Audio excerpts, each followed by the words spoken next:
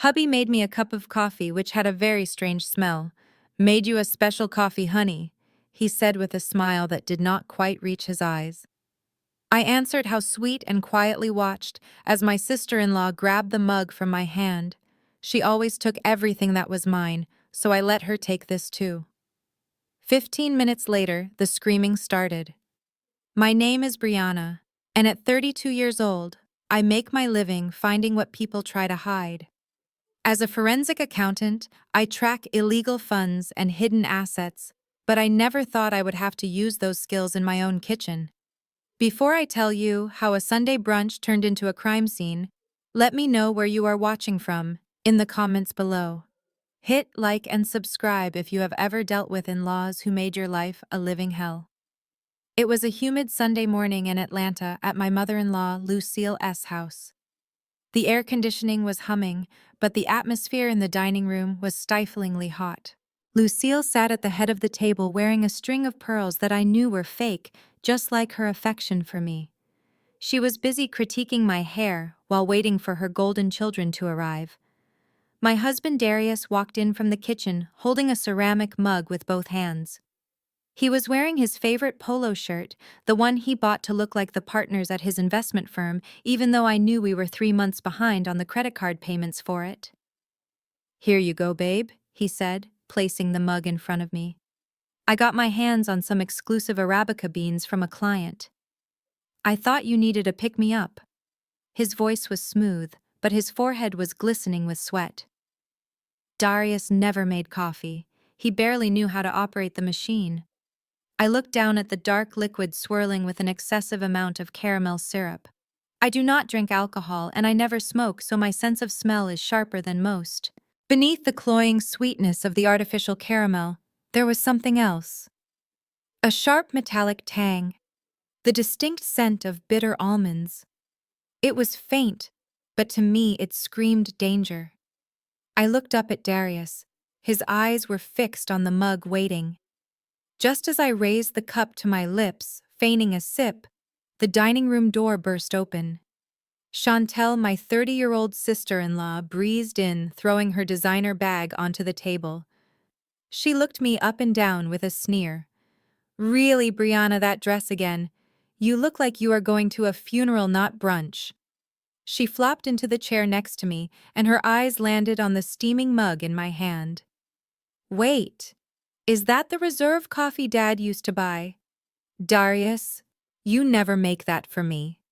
Before I could say a word, Chantel reached out and snatched the mug from my fingers. Her greed was a reflex. "If Brianna has it, I want it."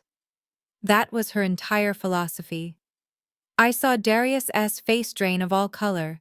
His mouth opened to stop her, but no sound came out. If he stopped her, he would have to explain why. I sat back and folded my hands in my lap. "You are right, Chantel," I said, keeping my voice steady. "You should have it. You have always had such refined taste." I watched Darius as he stood by the sideboard, his hands gripping the wood so hard his knuckles were white. He looked like a man watching a bomb countdown he could not stop. His eyes darted from Chantel to the mug and back to me, pleading silently for me to do something. But I did nothing. I simply watched. Chantel lifted the mug to her lips, blowing on the steam dramatically. She took a long, deliberate sip, maintaining eye contact with me the entire time. It was a power move, a petty victory in her mind. "See," she seemed to say, "I always win." She swallowed and smacked her lips. She hummed loudly. "This is actually delicious, Darius. Much better than that bitter sludge Brianna usually makes. Maybe you should be the one in charge of coffee from now on." She took another gulp, draining half the cup. I felt a cold knot form in my stomach, but my face remained impassive. I poured myself a glass of water, my hands steady. The conversation around the table resumed. Lucille started complaining about the neighbor's renovation noise, and Darius sank into his chair looking like he was about to be sick. He did not touch his food.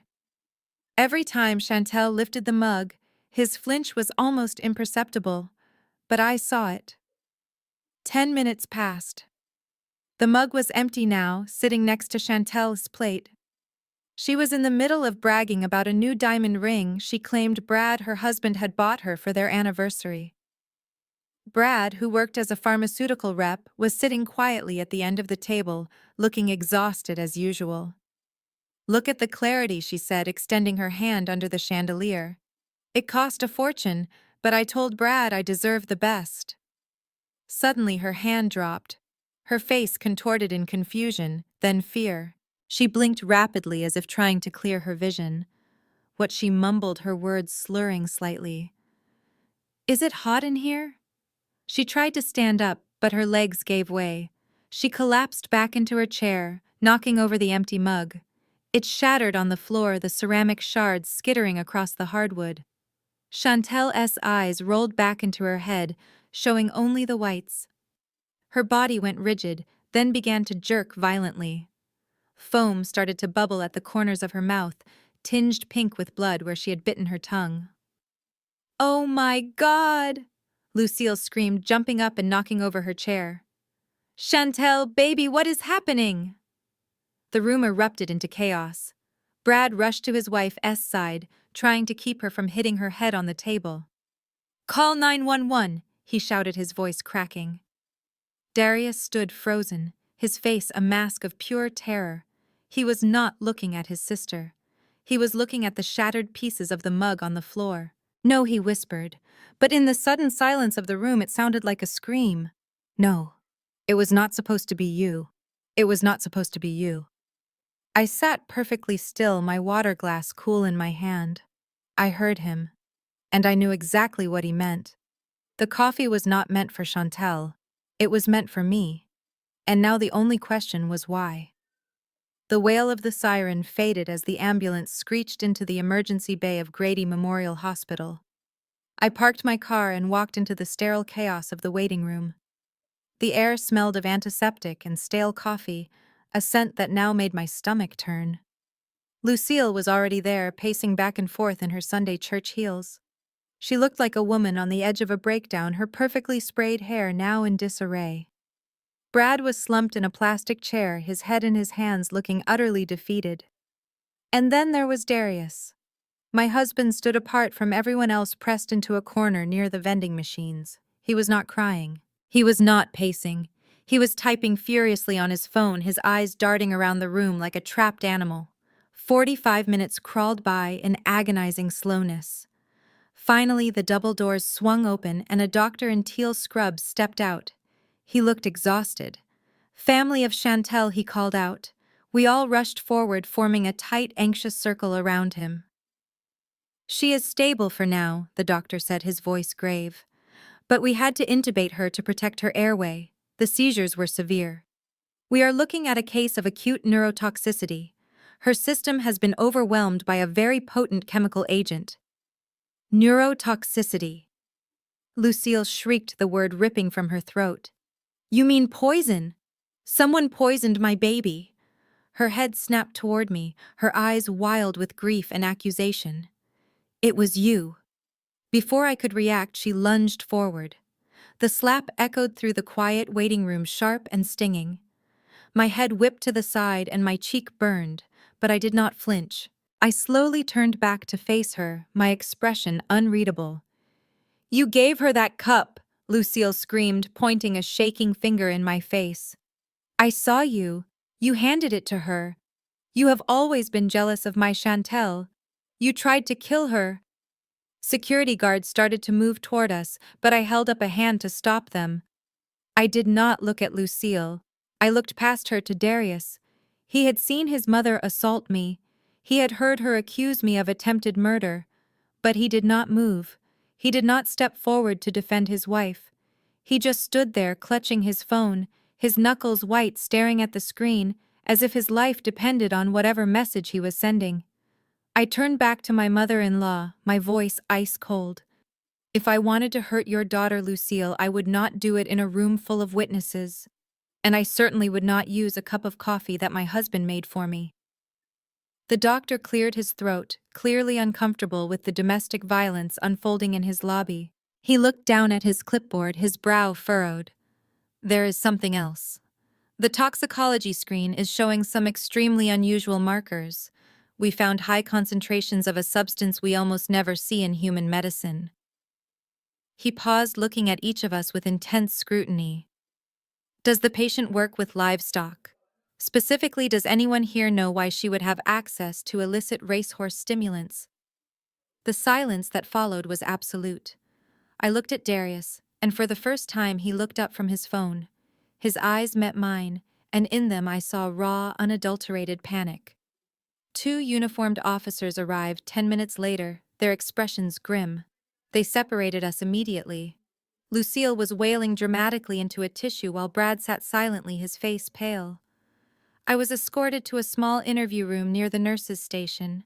The female officer, Officer Jenkins, sat across from me, her notebook open. Mrs. Peterson, she began, her pen poised. Can you walk me through exactly what happened with the coffee this morning? I took a slow breath, my mind shifting gears. I was not just a terrified wife anymore. I was a forensic accountant. Facts, details, and logical sequences were my armor. My husband made coffee. I stated, my voice calm and measured. He used a new type of bean. My sister-in-law, Chantel, took the cup from me before I could drink it. She consumed it quickly, then suffered a seizure. Those are the events. Officer Jenkins narrowed her eyes. Your mother-in-law claims you poisoned the drink. Is there any reason you would want to harm Ms. Chantel? I leaned forward slightly. Officer, I investigate financial fraud for a living. If I wanted to hurt someone, I would ruin their credit score, not poison them at a family brunch. Besides, Chantel has been struggling with her weight recently. She has been buying supplements online from unregulated sources. Perhaps you should investigate if she took something that interacted badly with the caffeine. It was a calculated deflection, but plausible enough to plant a seed of doubt. Officer Jenkins scribbled furiously. We will look into that. You are free to go for now, but do not leave town. As I walked out of the interview room, the hospital corridor was bustling. I scanned the area for Darius. He was not with his mother. I spotted him near the vending machines, deep in conversation with a man in a white coat, not the ER doctor from earlier, but someone older with silver hair. They were huddled close, their voices hushed. I moved silently toward them, using a large potted plant for cover. I strained to hear over the hum of the refrigerator unit. Darius looked desperate, sweat staining the collar of his shirt. He was gripping the doctor's arm, his fingers digging into the fabric. You have to help me, he hissed. If they run a full panel, they will find it. I cannot let that happen. The doctor shook his head, trying to pull away, but Darius held firm. Please, Uncle Marcus, just this once. Delete the blood panel results, wipe the system. Whatever it costs, I will pay you double. Just make it disappear. Lucille's voice was still ringing in my ears as I pulled out of the hospital parking lot. Go get Chantel's silk robe and her special pillow, she needs comfort. She barked the order like I was her personal assistant, not the woman her son just tried to murder. I nodded meekly, playing the part of the traumatized sister-in-law, but my hands on the steering wheel were steady. I was not going home to pack a bag for Chantel. I was going home to find the weapon. The house was silent when I unlocked the front door. It felt different now, like the walls were holding their breath. I walked past the kitchen where the shattered mug still lay on the floor, a jagged reminder of my near miss. I ignored it. I went straight to the garage. This was Darius's sanctuary, his man cave where he smoked his expensive cigars and pretended to be a master of the universe. If he hid anything, it would be here. The air smelled of stale tobacco and secrets. I pulled on a pair of latex gloves from the cleaning kit and started with the trash can. Darius was arrogant. He never believed anyone would check on him. Beneath empty cigar wrappers and a receipt for a liquor store run, I found it. A small amber prescription bottle. The label had been hastily clawed off, but there was enough adhesive residue left to trap a single long blonde hair. Chantel's hair. My stomach twisted. Had she helped him acquire this? I turned the bottle over.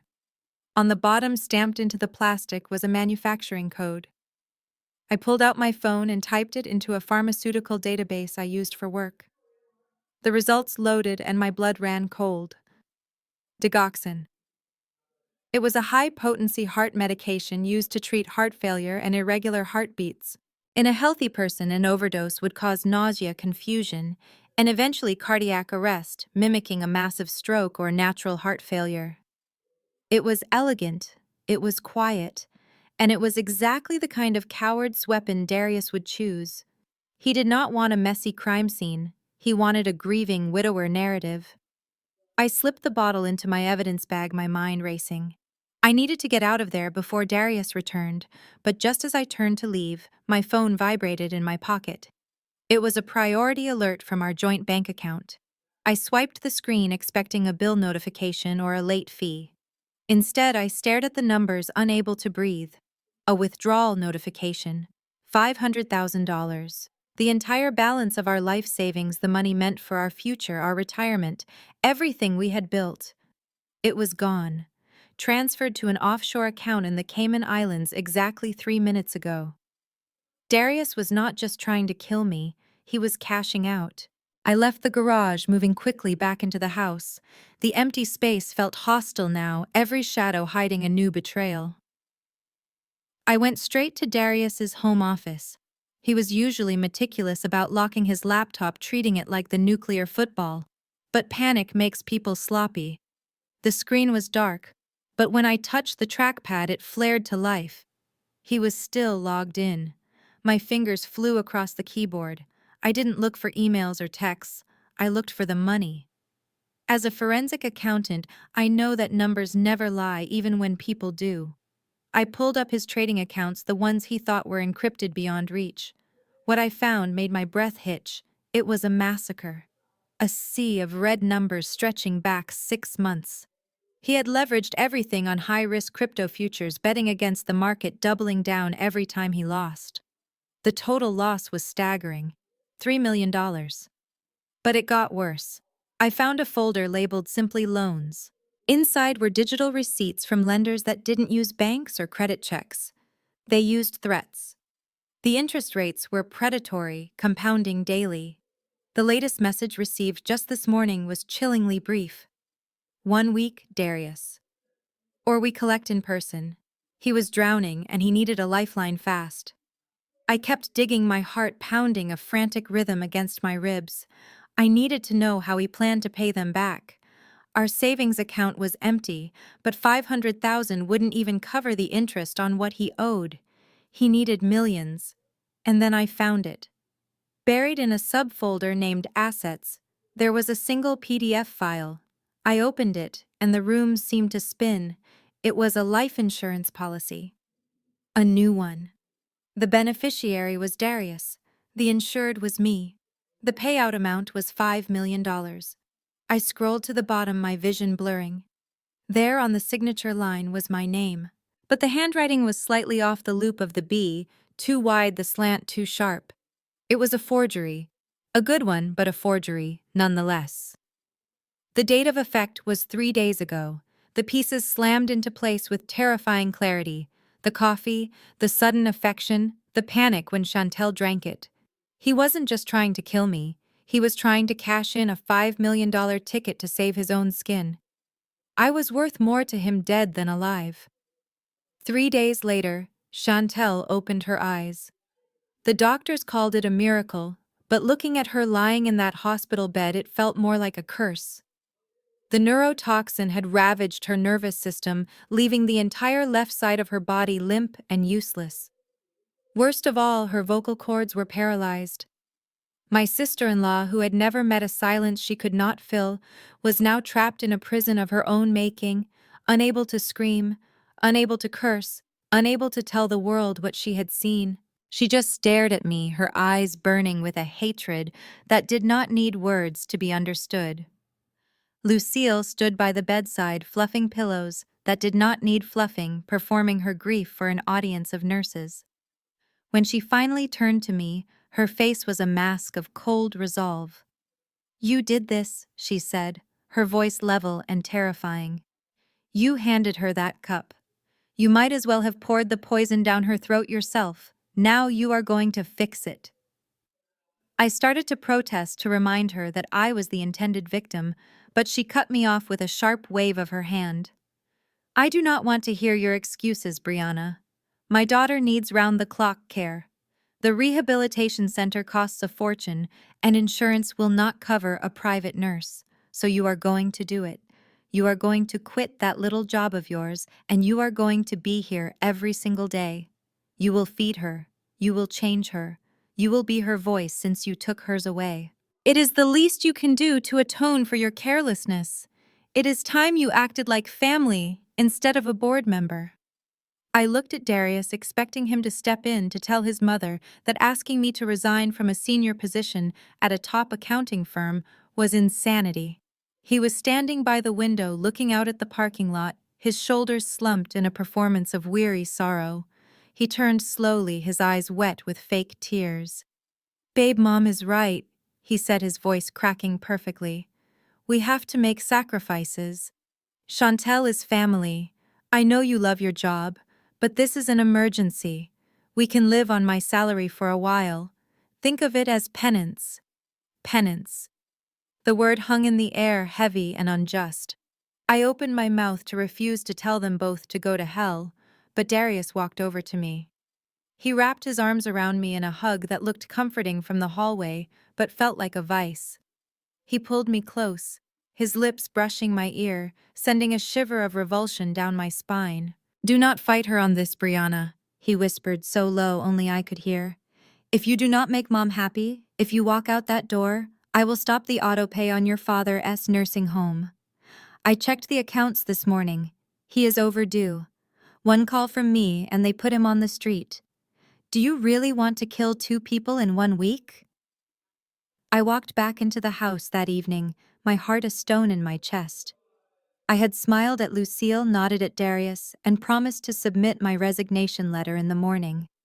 It was a lie, of course. I had no intention of quitting. But I needed time. I needed them to think I was broken compliant, a good little soldier falling in line. The house was quiet when we returned. Darius was overly attentive, offering to make dinner, pouring water with a shaking hand. He was trying to be the doting husband, but the smell of desperation clung to him like cheap cologne. He knew his plan had failed. He knew he was running out of time. And I knew he would try again. I went to bed early, feigning a headache. I locked the bedroom door, a habit I had started since the coffee incident. I lay awake, staring at the ceiling, listening to the creaks and groans of the house. Around 2 in the morning, I heard it. The soft click of the bedroom door handle being tried. Then the muffled sound of footsteps retreating down the hall. I waited 10 minutes, then 20. Finally, thirst drove me out of bed. I unlocked the door, slowly, wincing at the noise. I turned on the flashlight on my phone, keeping the beam low. The hallway was dark. I walked softly toward the stairs, my bare feet silent on the carpet. As I approached the top step, something glinted in the beam of my light. I stopped. I knelt down and shone the light closer. The top 3 steps were slick wet with something viscous. I touched it with the tip of my finger and rubbed it against my thumb. Oil. Cooking oil. Thick, slippery, and lethal. If I had walked down those stairs in the dark, half asleep, I would have broken my neck. A cold rage settled over me. He was not even trying to be subtle anymore. He was getting sloppy. I looked around the hallway, my mind racing. I needed him to think he had succeeded. I needed to see his face when he thought I was dead. My eyes landed on the small robotic cat toy I had bought for my niece before things went south. It was heavy, made of hard plastic and metal roughly the size of a small animal. It was perfect. I picked up the toy and walked to the edge of the stairs. I took a deep breath and hurled it down. It hit the first step with a thud, then tumbled down the rest of the flight, crashing and banging against the wooden walls, mimicking the sound of a falling body. It landed at the bottom with a final sickening crack. I stepped back into the shadows of the hallway and waited. Seconds later, the door to the guest room flew open. Darius burst out wearing only his boxers, his face flushed with adrenaline. He did not look scared, he looked triumphant. A wide, manic grin stretched across his face as he rushed toward the stairs. Brianna! He shouted, his voice laced with a terrible fake concern. Brianna, oh my God, are you okay? He reached the top of the stairs and looked down, ready to see my broken body. Instead, he saw a shattered plastic cat. His grin faltered. He looked up confused, and his eyes met mine. I was standing 5 feet away, leaning against the wall, my arms crossed. I am fine, Darius, I said, my voice calm and devoid of emotion. But I think Mr. Whiskers had a little accident. You really should be more careful with that oil. Someone could get hurt. The color drained from his face so fast I thought he might faint. He opened his mouth to speak, to lie, to explain, but nothing came out. He just stared at me, the ghost of his victory fading into the reality of his failure. And in that moment we both knew. The game was no longer hidden, it was war. The next morning I went back to the hospital, not for Chantel and not for Lucille, but because I needed an ally. The smell of antiseptic was starting to feel like a second skin. I found Brad sitting on a bench outside the emergency room entrance. He was hunched over a cigarette, shaking slightly despite the warm Atlanta sun. Brad was the invisible man in this family. Chantel treated him like a wallet, and Lucille treated him like the help. But Brad was a pharmacist, and right now that made him the most important person in my world. I sat down next to him. He jumped, nearly dropping his cigarette. Brianna, he stammered. I did not see you there. He looked terrible. Dark circles under his eyes, his shirt wrinkled. He looked like a man who had not slept in days. I am not surprised, Brad, I said gently. You have a lot on your mind. How is she doing? Brad let out a shaky breath. The doctors say the paralysis might be permanent. She cannot speak, Brianna. She just looks at me and cries. I do not know what to do. He took a long drag on his cigarette, his hand trembling. Lucille is blaming everyone. The doctors, the nurses, even me. She says I should have known something was wrong, but how could I know? I was just eating my eggs. I watched him carefully. Brad was weak, yes, but he was not stupid. He knew something. Brad, I said, keeping my voice low. The doctors found digoxin in her system. High levels. That is not something you buy over the counter. Do you know where it came from? Brad froze. He stared at the burning tip of his cigarette, refusing to meet my eyes. I reached into my purse and pulled out a folded piece of paper. It was a printout of the inventory logs from the pharmacy where Brad worked. I had accessed them using the same password he used for his Netflix account, which Chantel had loudly complained about forgetting at Thanksgiving. There is a discrepancy, Brad. 3 bottles of high-potency digoxin went missing from your inventory last week. The same week Darius came to visit you at work. Brad's head snapped up. How did you know that? He whispered. I am a forensic accountant, Brad. I notice when numbers do not add up. And right now, the only thing standing between you and a police investigation is me.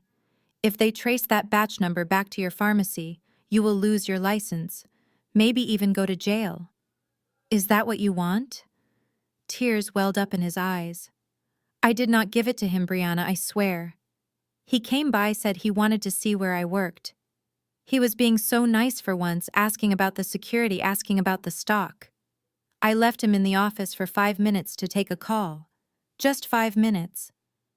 When I came back, he was gone. I did not check the inventory until yesterday, after the doctor told us what it was.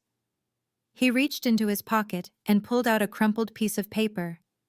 His hands were shaking so hard, the paper rustled. He handed it to me. It was a printout of the security log from his office, showing Darius's entry and exit times perfectly aligning with the inventory discrepancy. That bottle was mine, Brad choked out. Darius stole my keys. He took it from my safe. I am so scared, Brianna. If the police find out, they will think I helped him. I cannot go to jail. I have kids. Please, you have to help me. I looked at Brad, seeing not just a frightened man, but a key to unraveling the entire twisted knot of my family. Chantel knew, I said, my voice flat. She knew about the embezzlement, didn't she? Brad flinched as if I had slapped him. He looked around nervously, checking to make sure no one was listening. She found out 6 months ago, he whispered. She saw the statements when she borrowed Darius's laptop. She saw the transfers, the fake accounts, everything. So she blackmailed her own brother. It was not a question. Chantel's lifestyle had upgraded significantly in the last few months. New cars, designer clothes, lavish vacations. I had assumed Darius was just being a generous brother, but now I knew better. She threatened to tell Lucille. Brad continued. She said if Darius didn't pay up, she would ruin him. She demanded $10,000 a month. Darius was desperate. He told me he was drowning. He said Chantel was bleeding him dry. The pieces fell into place with sickening precision. Darius wasn't just trying to pay off his gambling debts. He was trying to pay off his sister. And when the money ran out, he decided to solve both problems at once. Kill me. Collect the $5 million insurance payout, pay off the loan sharks, and silence Chantel with a golden parachute. Or maybe he planned to kill her too eventually. With Darius there was no bottom. And now she's lying in there paralyzed by the very poison her brother meant for me. It's almost poetic, isn't it, Brad? Karma has a wicked sense of humor. Brad stared at his shoes, his face gray. He did not mean to hurt her, Brianna. He loves Chantel in his own sick way. He just needed the money. He thought you were the only way out. I stood up, smoothing my skirt. I felt a cold clarity wash over me. I was not just a victim in a domestic tragedy. I was a player in a deadly game, and I was surrounded by wolves. Darius, the sociopathic gambler. Chantel, the greedy blackmailer. Lucille, the enabler. And Brad, the coward. I was alone in a nest of vipers. Brad, I said, my voice hard. I need you to testify. I need you to tell the police everything you just told me. About the theft, about the blackmail, about the poison. Brad shook his head violently, his eyes wide with terror. I can't. They will destroy me. Lucille knows people. Darius knows people. If I talk, they will pin it all on me. They will say I stole the drugs. They will say I poisoned my own wife to get her money. I can't do it, Brianna. Please don't make me. I looked down at him, pity warring with disgust. You have a choice, Brad. You can be a witness or you can be an accomplice. Because I am going to bring them down. All of them. And when I do, you do not want to be standing on the wrong side of the wreckage. I turned and walked away, leaving him shivering in the sun. I knew he wouldn't help me. Not yet. Fear was a powerful motivator, but survival was stronger. I had to make sure he realized that his only chance of survival was with me. I walked back into the hospital, ready to face the monsters with a smile on my face. I returned to the house that evening wearing the mask of a defeated woman. My shoulders were slumped, my eyes downcast. I walked into the living room where Darius was pacing with a glass of whiskey in his hand. He looked up wary. I did it, I said, my voice trembling just enough. I emailed my resignation. I told them I had a family emergency. It is effective immediately. Darius let out a long breath, his shoulders relaxing. Good. That is good, Brianna. You did the right thing. Mom will be pleased. He walked over and kissed my forehead, a gesture that made my skin crawl. We will get through this, babe. We just have to stick together. I nodded, burying my face in his chest to hide the cold calculation in my eyes. I had not resigned. I had called my boss, explained that I was dealing with a severe family crisis, and requested a leave of absence to work remotely. He agreed without hesitation. My career was safe, but Darius did not need to know that.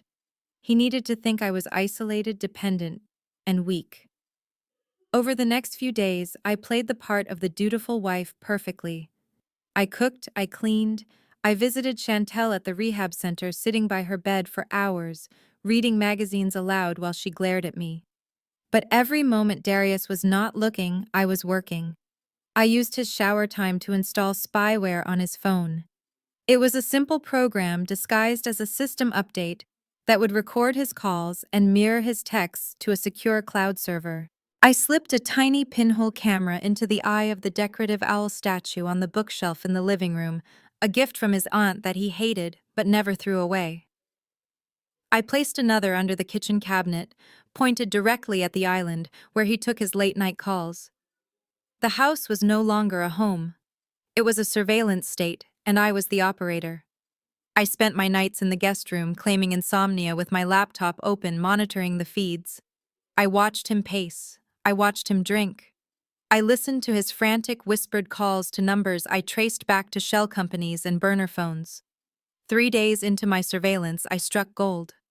It was late, almost midnight. I was in the guest room watching the living room feed. Darius was on the couch nursing a tumbler of scotch. The front door opened, and Lucille walked in. She had a key, of course. She never knocked. She sat down next to him, her face hard. "Did you talk to the lawyers?" she asked, her voice sharp. Darius nodded. "They say the insurance payout will be delayed if there is an investigation. We need it to look like an accident, Mom. A clean accident. No more poison." Lucille sighed, reaching over to pat his knee. "You always were impatient, Darius. You rush things. That is why Chantel got hurt. Next time you have to be careful. Do it right. Make it look like a fall or a car crash. Something tragic, but explainable. We cannot afford another mistake. That useless wife of yours has served her purpose. It is time for her to go." I watched the screen, my heart pounding a frantic rhythm. They were not just covering up a mistake, they were planning my execution, and they were discussing it like they were planning a dinner party. I sat in the plush leather chair of a nondescript office building downtown. Across from me sat Michael Vance, a criminal defense attorney known for his shark-like instincts. I had found him through a colleague and paid his retainer in cash I had been stashing away. I laid everything out. The coffee, the poison, the insurance policy, the threats, the video of Lucille and Darius discussing my murder. Michael listened in silence, his face impassive. When I finished, he leaned back, steepling his fingers.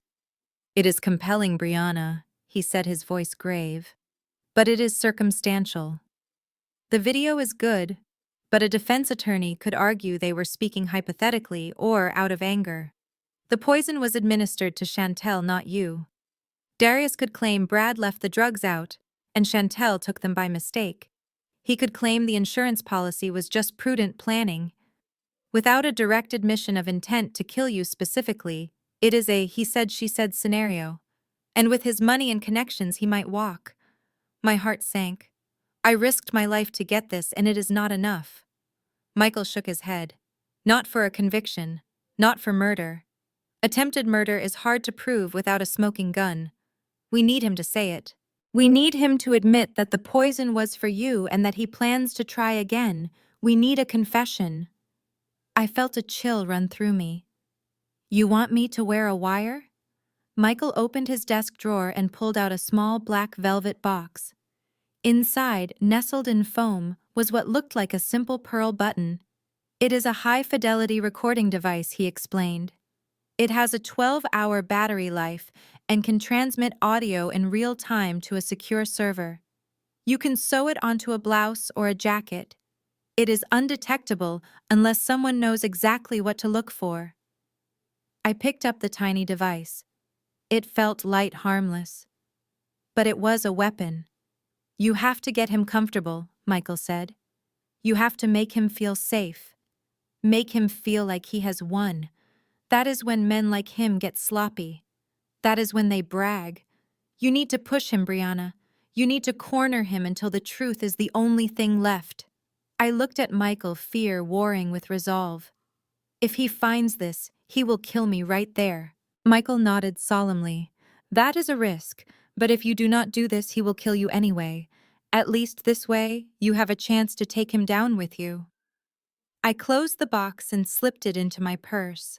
I sewed the button onto my favorite silk blouse that night, my hands steady despite the terror thrumming in my veins. I looked at myself in the mirror. The button looked innocuous, a simple, elegant detail. But it was a lifeline. I was walking into the lioness den armed with a pearl. I had to make him confess. I had to make him say the words that would put him away forever. And I had to do it without losing my life in the process. The charity gala was held at the St. Regis, a bastion of old money and new pretenses. The ballroom dripped with crystal chandeliers and the scent of expensive perfume. Lucille had insisted I attend, claiming it was crucial for the family image. So there I was, squeezed into a sapphire gown that matched the bruise on my soul, my arm linked through Darius's, as if we were the perfect couple. He was charming, everyone shaking hands, flashing that $1 million smile that hid a bankrupt soul. We moved through the crowd, a shark in a tuxedo and his prey in silk. Darius introduced me to potential investors, bragging about my career while simultaneously squeezing my arm just a little too hard. Every compliment felt like a threat. Every smile felt like a grimace. I scanned the room, my eyes sharp behind the mask of a dutiful wife. I was looking for the money, the real money. And then I saw him.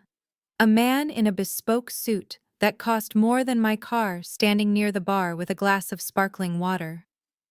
He didn't look like a philanthropist. He looked like a predator. His name was Viktor Volkov, a venture capitalist with a reputation for aggressive takeovers and even more aggressive debt collection. Darius stiffened beside me. "Go mingle, honey," he said, his voice tight. "I need to speak to Mr. Volkov about a business opportunity." I nodded, feigning disinterest, and drifted toward the buffet table. But I didn't eat. I circled back, keeping to the shadows of a large floral arrangement, positioning myself just close enough to let the microphone button on my blouse do its work. Darius approached Volkov with a deference that bordered on fear. "Mr. Volkov, so good to see you," he said, extending a hand that Volkov ignored. "I wanted to give you an update on our arrangement." Volkov swirled his water, not looking at Darius. "I don't want updates, Darius. I want my money. 3 million, plus interest." Darius swallowed hard, his Adam's apple bobbing. I know. It's coming. There was a complication. My sister, she had a medical emergency. But everything is back on track. The insurance payout is guaranteed. I just need a little more time." Volkov turned slowly, his eyes cold and dead. "Time is money, Darius. And you have run out of both. You have 3 days. If I don't see that 5 million in my account by Friday, you won't be worrying about insurance payouts. You will be worrying about how much of you they can fit in a casket." Darius paled, sweat breaking out on his forehead. "Please, Victor, I can't rush this. It has to look like an accident." Volkov leaned in close, his voice a whisper that carried the weight of a death sentence. "That sounds like a you problem. 3 days, Darius. Or you will be the one lying in a box." He walked away, leaving Darius trembling in his wake. I stood frozen in the shadows, my heart hammering against my ribs. I had heard it all, and more importantly, I had recorded it all. The clock was ticking, and it wasn't just my life on the line anymore. It was a race to the grave, and only one of us was going to walk away. It was time to pull the trigger on the psychological warfare. I sat in my car outside a coffee shop, using their Wi-Fi to bounce the signal. I pulled up the photo I had taken of the pharmacy security logs, the ones Brad had given me. It clearly showed Darius entering the secure storage area at the exact time the digoxin went missing. I attached the image to a message from an untraceable number. The caption was short and brutal. "I know what you stole. Tick-tock, Darius." I drove home and immediately checked the hidden camera feed on my laptop. Darius was in the kitchen pouring himself another drink. His phone pinged. He picked it up, casual at first. Then he froze. The glass slipped from his hand and shattered on the floor, but he did not even notice. He stared at the screen, his chest heaving. He dialed the number immediately, but I had already destroyed the SIM card. He hurled his phone across the room, screaming a string of obscenities that would make a sailor blush. He looked wild, trapped, and then his eyes narrowed. He muttered one name, Brad. He stormed out of the house, slamming the door so hard the frame shook. I knew exactly where he was going. Brad was staying at a cheap motel near the rehab center since Lucille had banned him from the family home for incompetence. I did not intervene. I could not. This was the push Brad needed. An hour later, my burner phone buzzed. It was not a text. It was a call from Brad's number. I answered, silence on the other end, except for ragged, wet breathing. "Brianna," he rasped. His voice was thick, gurgling. I drove to the motel. The door was unlocked. Brad was sitting on the edge of the bed, a mess of blood and bruises. His left eye was swollen shut. His lips split wide open and he was clutching his ribs. Darius had worked him over good. "He came here." Brad spat blood onto the carpet. He thought I sent the text. He thought I was blackmailing him for more money. He said if I tried to squeeze him, he would finish the job. He did not believe me when I said I did not do it. He just kept hitting me. I handed Brad a bag of ice from the bucket. "I told you he was a monster," I said quietly, my voice devoid of pity. "He does not care about family, Brad. He only cares about survival. And right now he thinks you are the threat. He thinks you are the loose end." Brad looked up at me with his one good eye. The fear that had defined him for so long was gone, replaced by a cold, hard hate. He crossed the line, Brianna. I covered for him. I stole for him. I even let him poison my wife because I was too scared to stop him. And this is how he repays me. He winced as he shifted his weight, his jaw setting in a grim line. "I am done being the whipping boy. You want him down. I will help you bury him. I am done running. Brianna, I will do whatever you say. Just tell me what to do." The clock was ticking. Darius was desperate, and desperate men make mistakes. I watched him on the hidden camera feed, pacing the living room, muttering to himself. He made a call to a number I did not recognize, speaking in rapid, hushed tones. When he hung up, he went to the garage. He came back 10 minutes later, wiping grease from his hands with a rag, his face set in a grim mask of determination. He had done it. He had tampered with my car. I knew my routine. Every Tuesday evening, I drove across town to visit my father at the nursing home. It was a 40-minute drive, mostly on winding back roads with steep drop-offs. If my brakes failed on one of those curves, I would be dead before the paramedics even arrived. It was a classic move. Unimaginative, but effective. But Darius had forgotten one thing.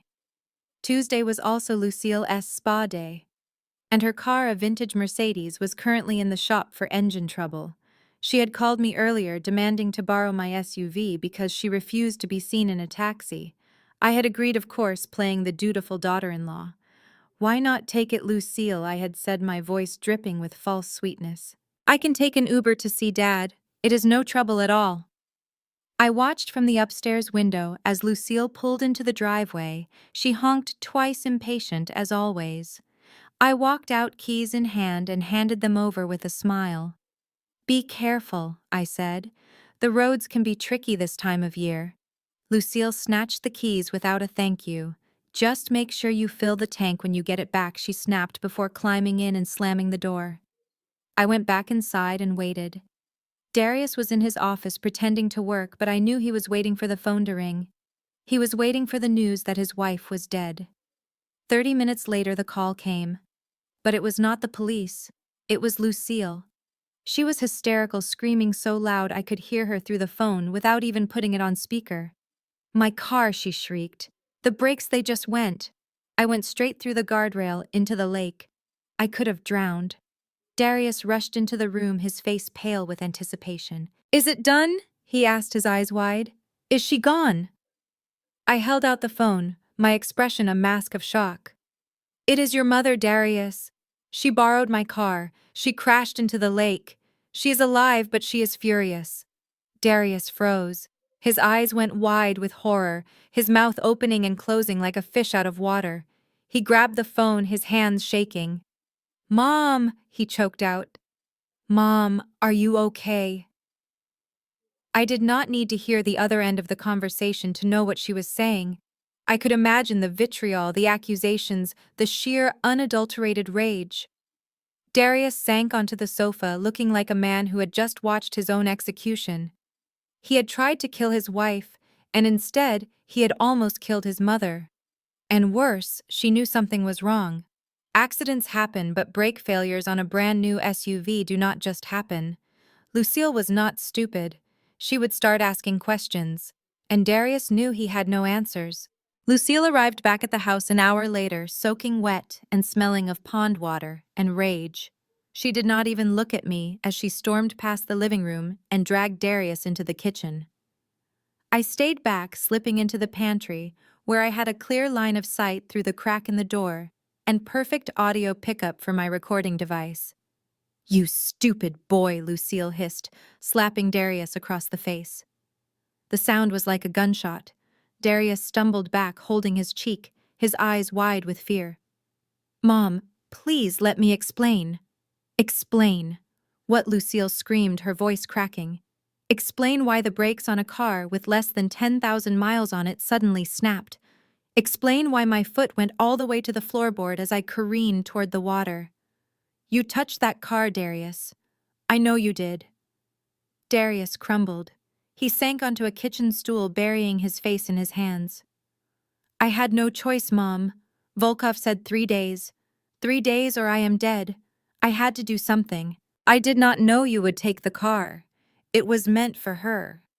Lucille stared at him, her chest heaving.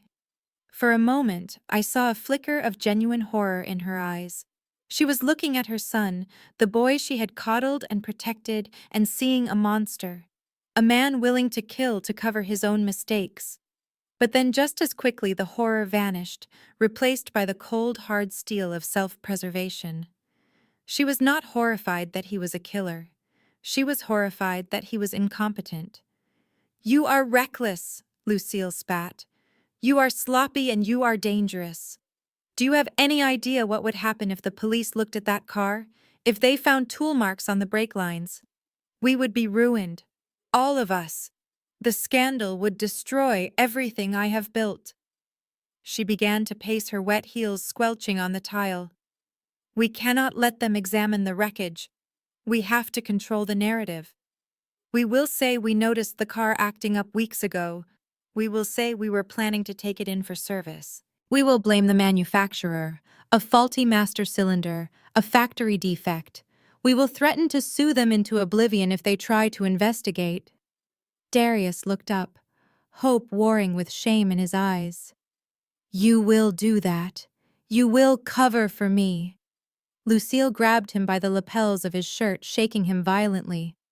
"I am not doing this for you, Darius. I am doing this for the family name. I will not have my son branded a murderer because he is too stupid to hire a professional. But this is the last time. You fix this mess, and you fix it now. No more accidents, no more slip-ups." I checked the levels on my recorder, ensuring every syllable was captured crystal clear. I had them.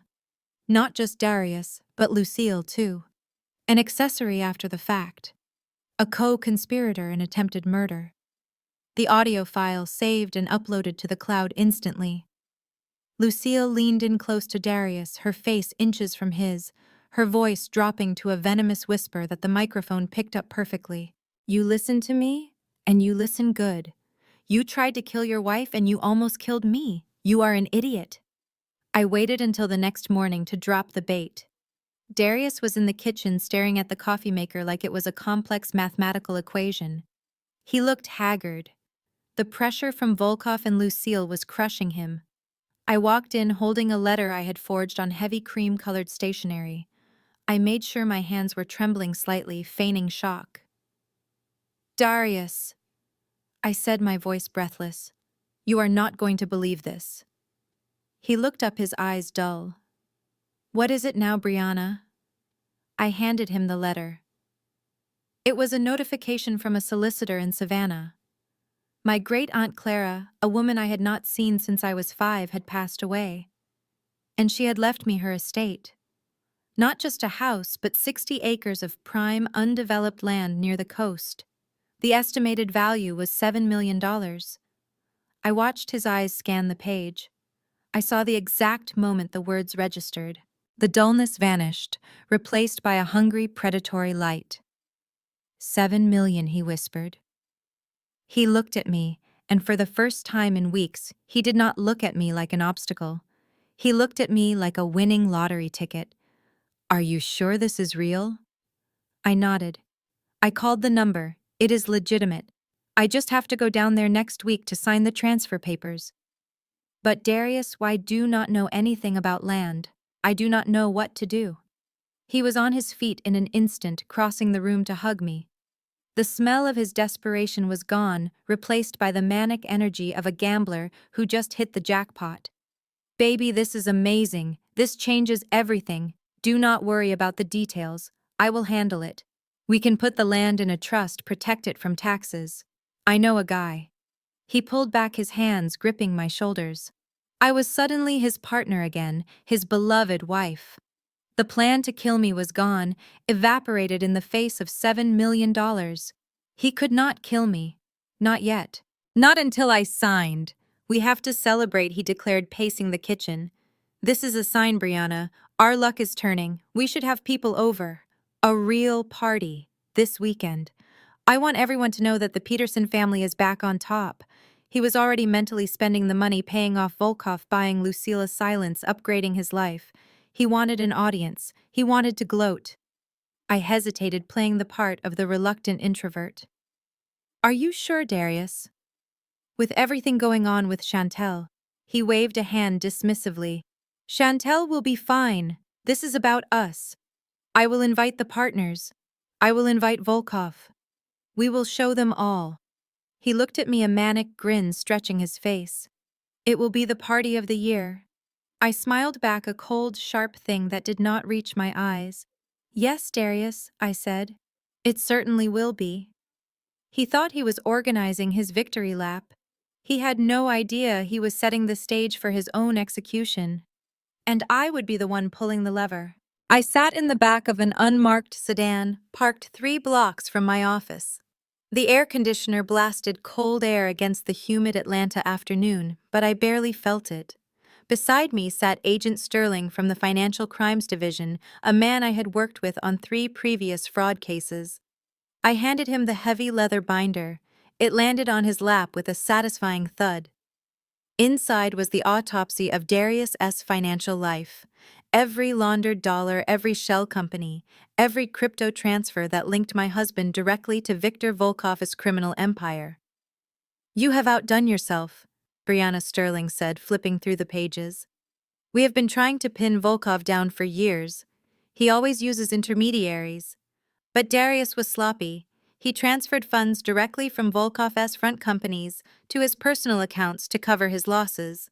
This ties them together perfectly. So you will move tonight, I asked. Sterling nodded. We have teams ready. Volkov is confirmed to attend the party. We want them both in the same room. We want the handover. If Darius tries to sign anything or transfer assets to you, we move in. It is a takedown, Brianna. We are clearing the board. I walked back to my car, feeling a strange lightness. The trap was set. The hunters were in place. All I had to do was deliver the prey. Back at the house, Darius was in a frenzy of preparation. Caterers were setting up tents in the backyard, and cases of expensive champagne were being stacked in the kitchen. He was barking orders at the staff, treating them with the same disdain he usually reserved for me. He saw me and grinned a manic predatorous smile. Everything is perfect, babe, he said. Tonight we celebrate our future. I smiled back. It certainly will be a night to remember. But there was one variable I had not accounted for. The phone rang, and Darius put it on speaker. It was Lucille. She is out, Darius. Chantel has been discharged. The line crackled, and then Chantel's voice came through, slurred and weak but dripping with venom. I am coming tonight, Darius. Do not try to stop me. Darius frowned. Chantel, you are in a wheelchair. You are not well. You should rest. No. Chantel snapped. I am coming. I know what she did, Darius. I know she poisoned me. She thinks she has won. She thinks she is going to be the queen of the manor with her inheritance. But I am going to tell everyone. I am going to scream it in front of your partners. I am going to ruin her. Darius looked at me, panic flaring in his eyes. I kept my face mask of concern perfect. Let her come, I said softly. She is family, Darius. If she wants to be here, let her. It will look better if we are all together. Besides, what can she really do? Darius hesitated, then nodded. Fine. Bring her mom. But keep her under control. He hung up and turned to me. You are a saint, Brianna. Most women would not want her here after everything. I patted his cheek. I want everyone here, Darius. I want the whole family together for the big moment. He thought I was being gracious. He did not realize that Chantel's arrival was the final nail in his coffin. Her stupidity, her blinding need for revenge, ensured that not a single member of the family would escape the blast radius. They were all gathering for their own funeral, and I was the only one who knew the eulogy was already written. The backyard had been transformed into a grotesque parody of elegance. White tents glowed under strings of Edison bulbs, and a jazz quartet played softly in the corner. Waiters circulated with trays of hors d'oeuvres that cost more than my monthly grocery bill. The guests were a mix of Darius's colleagues, people from the firm who thought he was a rising star, and a smattering of relatives Lucille had summoned to witness the family's triumph. Viktor Volkov stood near the bar, a glass of vodka in his hand, watching the proceedings with the detached interest of a man waiting to be paid. Darius was in his element. He moved through the crowd, shaking hands, laughing too loudly, his arm draped possessively around my waist. He introduced me to everyone as his partner, his better half, his rock. I smiled until my face hurt playing the part of the devoted wife while counting down the minutes until his world imploded. Lucille arrived pushing Chantel in a wheelchair. Chantel looked frail, her face pale and drawn, but her eyes were burning with a feverish intensity. She wore a silk dress that hung loosely on her frame, a stark contrast to the vibrant woman she had been just weeks ago. She glared at me as she passed her lips, moving silently, forming words I could not hear, but could easily guess. Darius led me to the center of the tent, where a small stage had been set up. He tapped a spoon against his champagne glass, calling for silence. The music stopped, and the crowd turned toward us. Friends, family, colleagues, Darius began, his voice projecting confidence. Thank you for joining us tonight. We have been through a difficult time recently with my sister's illness, but tonight we are celebrating new beginnings. He turned to me, his expression softening into a practiced look of adoration. My wife Brianna has been my strength through it all, and now, thanks to a stroke of incredible fortune, we are embarking on a new chapter. He reached into his jacket pocket and pulled out a thick envelope. He handed it to me with a flourish. This is just the first step, babe. The paperwork for the land transfer. Once you sign this, we can start building our dream home, or selling it to secure our future. I took the envelope, my fingers brushing against the heavy paper. I knew what was inside. It was not just a transfer deed. Buried in the legal jargon were clauses that would give Darius full power of attorney over my assets, irrevocable rights to sell, and a waiver of my spousal protections. It was a document designed to strip me of everything I owned and everything I was about to inherit. He was handing me my own financial death warrant in front of 100 witnesses and calling it a gift. I looked at him, really looked at him. I saw the greed in his eyes, the arrogance, the utter lack of conscience. He thought he had won. He thought I was the same naive woman who had married him 3 years ago, believing in his potential. He did not see the forensic accountant who had spent the last week dissecting his life. He did not see the wife who had survived his poison. I reached for the Mont Blanc pen he offered. The crowd held its breath, expecting a touching moment of marital unity. I uncapped the pen and held it over the signature line.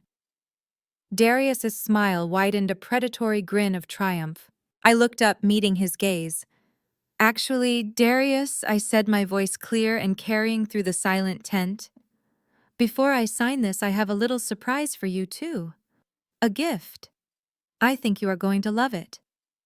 I lowered the pen and signaled to the AV technician I had bribed earlier.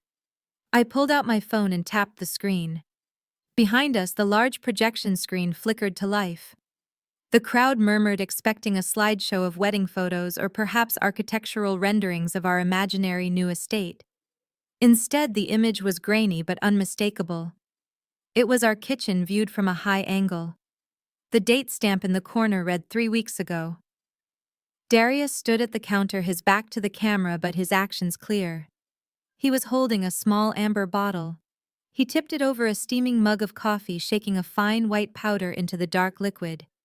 He stirred it quickly, then shoved the bottle into his pocket. He turned, revealing his face.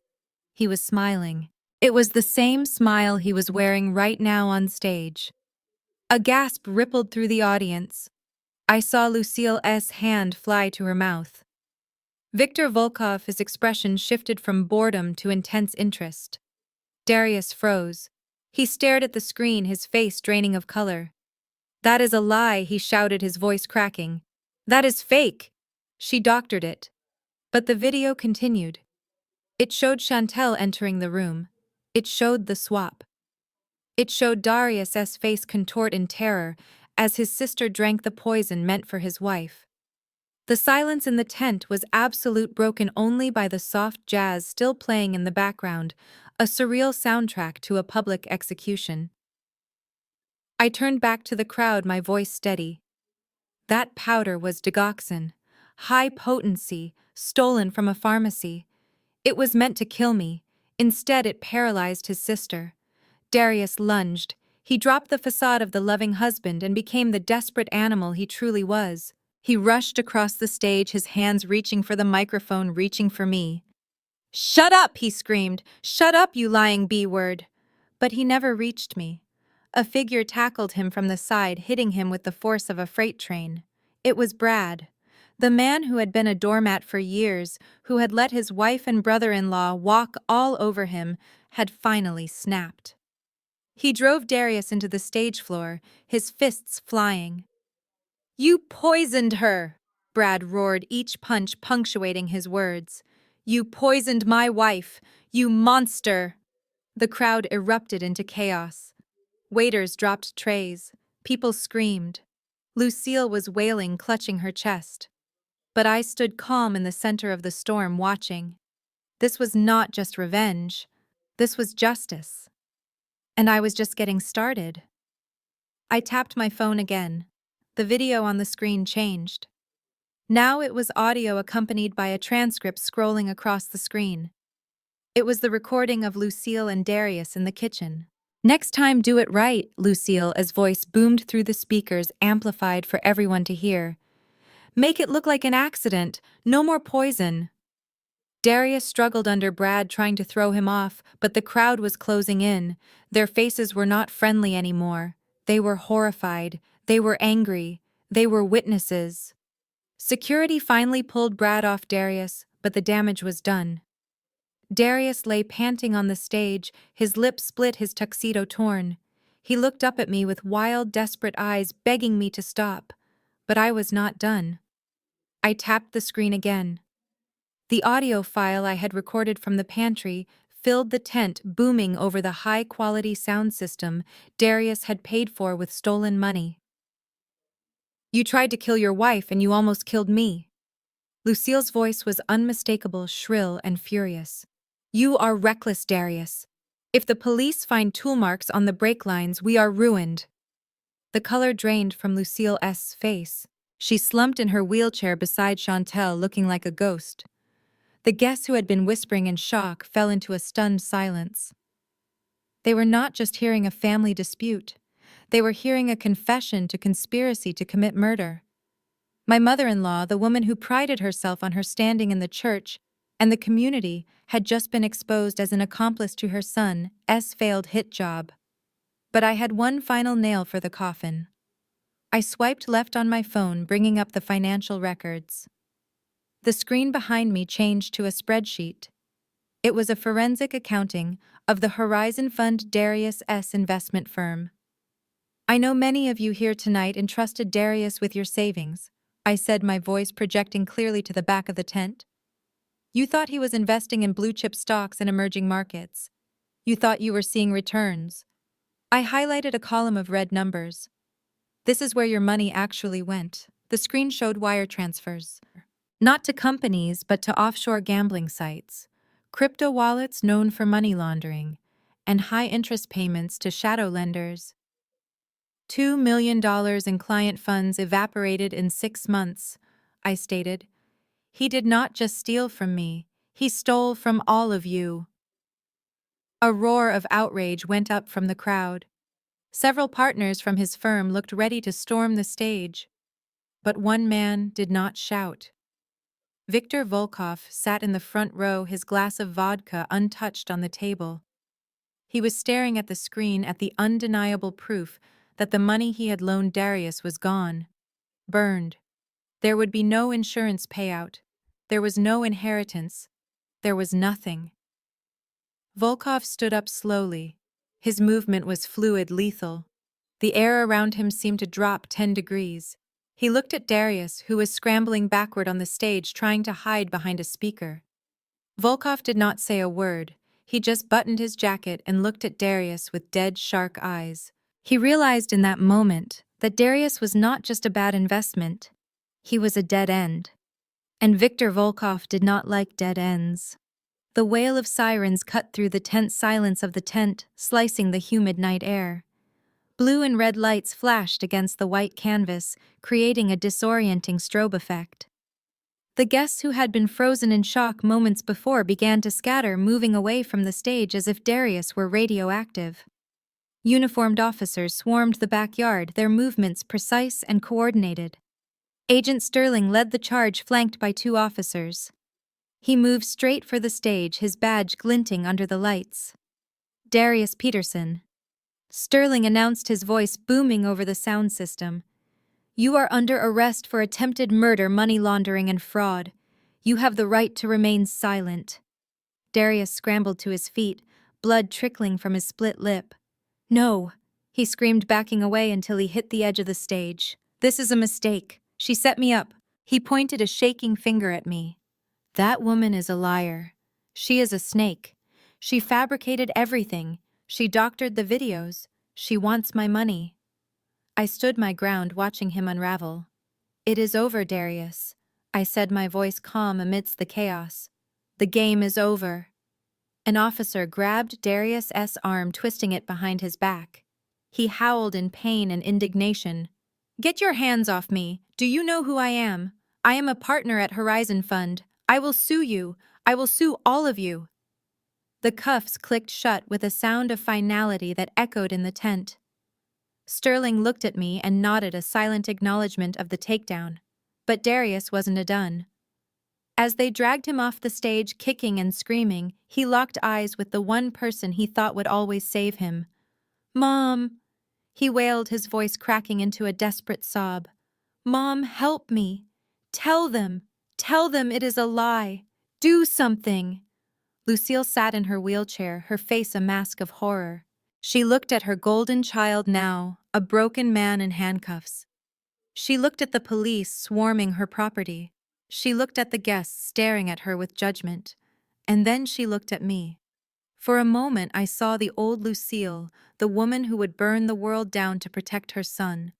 She opened her mouth to speak, to defend him, to lie for him one last time. But then she saw Agent Sterling walking toward her with a pair of handcuffs in his hand. Lucille Peterson. Sterling said, his voice devoid of sympathy. You are under arrest for conspiracy to commit murder and obstruction of justice. Lucille's eyes went wide. Me, she whispered. You cannot arrest me. I am a respected member of this community. I am a mother. You are an accomplice, Sterling corrected. Stand up, Mrs. Peterson. Darius, seeing his mother being approached, let out a guttural scream. Mom, save me. Do not let them take me. Lucille looked at her son, her eyes filled with panic. She looked at the handcuffs. And then, in a moment of pure selfish preservation, she made her choice. Officer. Wait. Lucille stammered, her hand diving into her expensive clutch. You do not understand. This is all a misunderstanding. My son is a good boy. He is under a lot of stress. Surely we can resolve this without a scene. She pulled out a thick stack of $100 bills, the emergency cash she always carried for shopping sprees. She thrust it toward Agent Sterling, her eyes wide and manic. Here, take this. There is $5,000 here. Just take the cuffs off him. Let us talk about this like civilized people. Agent Sterling stared at the money, his expression hardening from professional detachment to disgust. Ma and put the money away, he ordered, his voice cutting through the noise of the crowd. Lucille did not listen. She was not used to being told no. She was used to buying her way out of trouble. She took a step closer, trying to press the cash into Sterling's hand. "It is not enough," she asked, her voice rising in hysteria. "I have more in the house. I can write a check. Name your price. Just make this go away." That was the final straw. Sterling grabbed her wrist, the cash fluttering to the ground like dead leaves. "Lucille Peterson, you are under arrest for attempted bribery of a federal officer in addition to the charges of conspiracy and obstruction. Turn around." The crowd gasped. This was the matriarch of their community, the woman who sat in the front pew at church, the woman who judged everyone else's moral failings. Now she was being manhandled by the police, her dignity stripped away along with her freedom. The cold metal cuffs clicked around her wrists, pinning her arms behind her back. She let out a small, pathetic squeak of pain. "But I am a mother," she wailed, the reality finally crashing down on her. "I was just protecting my son. You cannot arrest a mother for loving her child." "You are not being arrested for loving him," Sterling said, pushing her gently but firmly toward the waiting patrol cars. "You are being arrested for helping him plan a murder." Lucille panicked. She thrashed against the officer's grip, her eyes scanning the crowd, wildly looking for a savior. Her gaze landed on me. I was standing near the edge of the tent, watching the woman who had made my life a misery for years finally face the consequences of her arrogance. "Brianna," she screamed, her voice shrill and desperate. "Brianna, tell them. Tell them to stop. We are family. You cannot let them take me. I am your mother-in-law. I welcomed you into this home. Please, Brianna, help me." I looked at her. I looked at the woman who had slapped me in the hospital. The woman who had told her son to do it right next time. The woman who had valued her reputation over my life. The air in the tent was thick with tension, everyone waiting to see if the dutiful daughter-in-law would crack. I met her gaze, my expression completely blank. I did not smile. I did not frown. I simply looked at her, like she was a stranger I had passed on the street. I slowly turned my back on her, presenting her with the cold line of my shoulders. I walked away toward the house, leaving her screams echoing in the night. The bond was broken, the debt was paid, and I had absolutely nothing left to say to Lucille Peterson. With Lucille dragged away in the back of a squad car, the focus of the crowd shifted to the last remaining member of the Peterson dynasty. Chantel sat alone in her wheelchair at the edge of the stage. The vibrant woman who had terrorized me for years was gone, replaced by a shrieking banshee. Her face was contorted with a rage so pure it looked painful. She gripped the armrests of her chair, her knuckles white as she screamed at me. "You ruined everything," she shrieked, her voice cracking under the strain. "You jealous, spiteful witch. You did this, you planted that evidence. You turned them against me. I hope you rot." She tried to wheel herself toward me, her movements jerky and uncoordinated due to the paralysis, but the brakes were locked. She was trapped in her own fury, flailing uselessly, while the guests watched in morbid fascination. I stood my ground, silently observing her meltdown. It was the tantrum of a spoiled child who had finally been told no, but this time there was no mother to soothe her, no brother to pay off the consequences. She was alone, or so she thought. From the shadows of the tent, Brad emerged. He walked slowly, his gait heavy but steady. He stopped in front of his wife, looking down at her with an expression I had never seen on his face before. It was not fear. It was not adoration. It was pity mixed with revulsion. Chantel looked up at him, her eyes lighting up with a flicker of hope.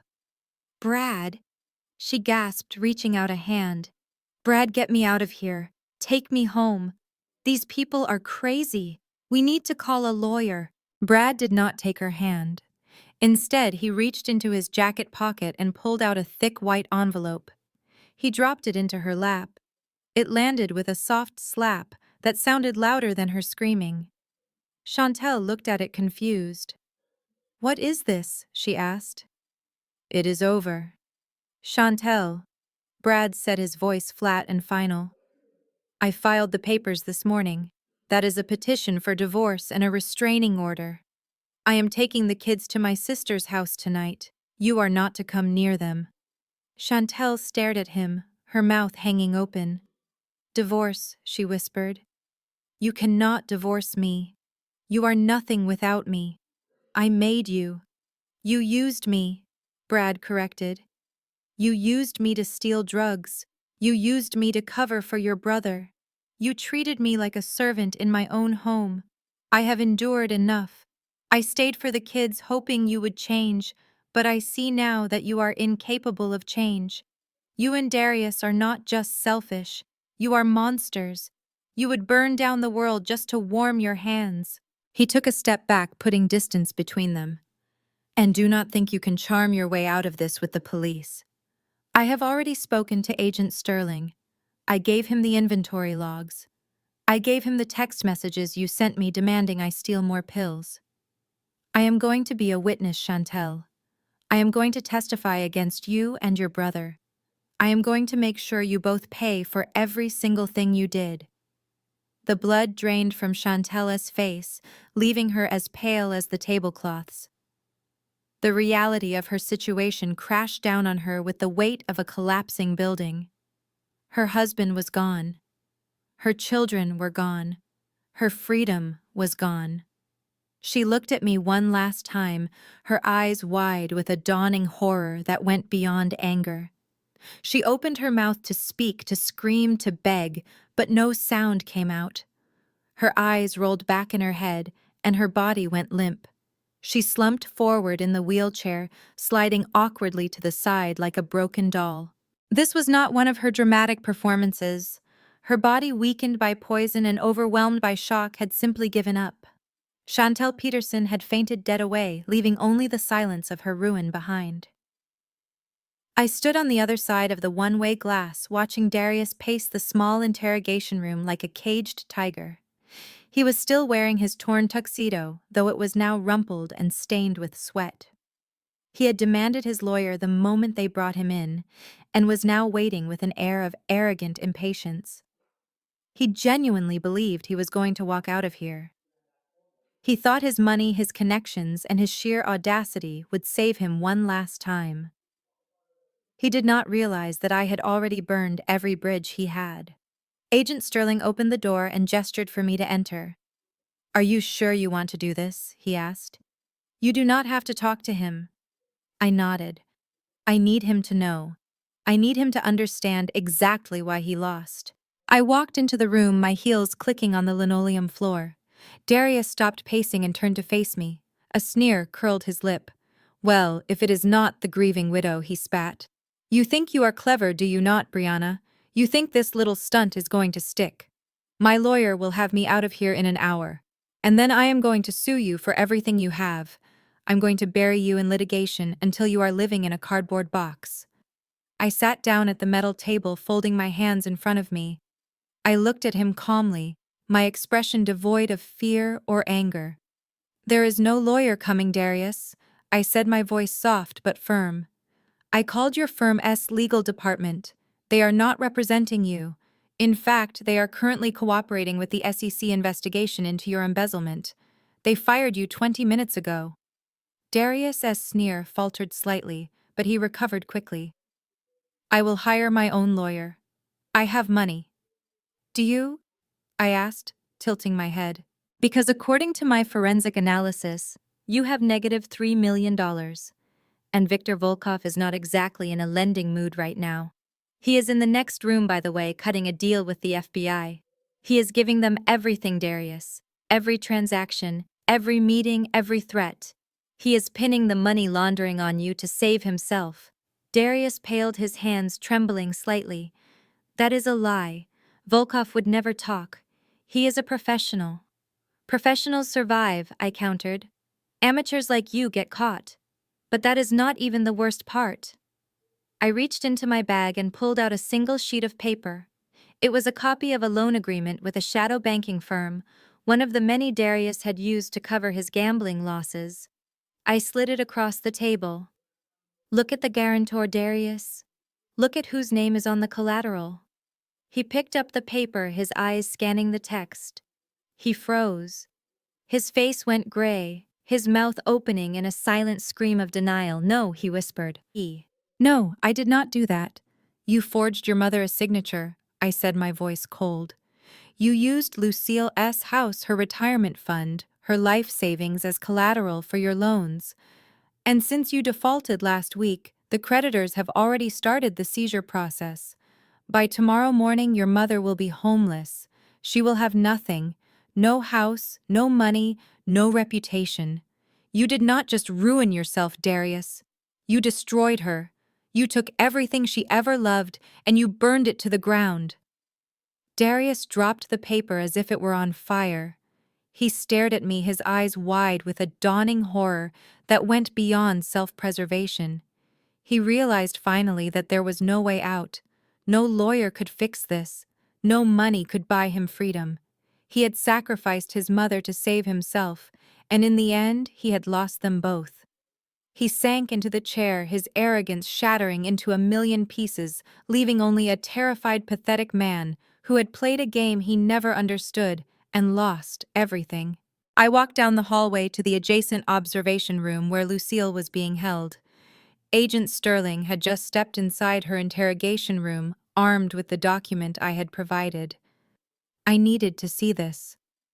I needed to witness the exact moment the bond between mother and son dissolved under the acid of their own selfishness. Lucille sat at the table, her posture rigid, her face a mask of indignation.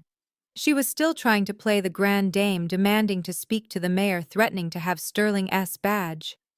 Agent Sterling sat down opposite her and placed the loan agreement on the table. He did not shout. He simply slid the paper forward and explained the situation with brutal clarity. He told her that Darius had forged her signature. He told her that her sprawling estate, the symbol of her status, was now the property of a violent loan shark organization. He told her that her bank accounts had been drained to pay the interest. She was not just facing prison. She was facing absolute destitution. I watched the blood drain from Lucille's face. For a woman like her, poverty was a fate far worse than death. She stared at the paper, her hands trembling, uncontrollable. She whispered her son's name, but it was not with affection. It was with a dawning realization of betrayal. He sacrificed me, she murmured. He threw me to the wolves to save himself. Then the dam broke. The calculated composure vanished, replaced by the desperate scrambling of a rat on a sinking ship. She looked up at Sterling, her eyes wide and pleading. I want to make a deal, she said, her voice shrill. I can give him to you. I can tell you everything. It was all his idea. The insurance fraud, the poison. He came to me weeks ago talking about how Brianna was worth more dead. I told him not to do it. I begged him to find another way, but he would not listen. I listened in stunned silence as she wove a tapestry of lies and half-truths, painting herself as the helpless victim of a sociopathic son. She confessed to knowing about the digoxin, but claimed she thought it was for a dog. She admitted to the conversation about the car accident, but insisted she was just trying to calm him down. It was a masterclass in self-preservation. She was selling her golden boy down the river without a second thought, hoping that if she gave the police a big enough fish, they might let the minnow go. She signed the statement with a shaking hand, effectively sealing Darius's fate. Agent Sterling returned to Darius's room, a grim satisfaction on his face. He held up the signed confession. Your mother is very cooperative, Darius, he said, his voice flat. She told us about the insurance scheme. She told us about the poison. She even told us about the time you asked her to help you stage a burglary to cover your tracks last year. She says she was afraid of you. She says you forced her to stay silent. Darius stared at the paper as if it were a venomous snake.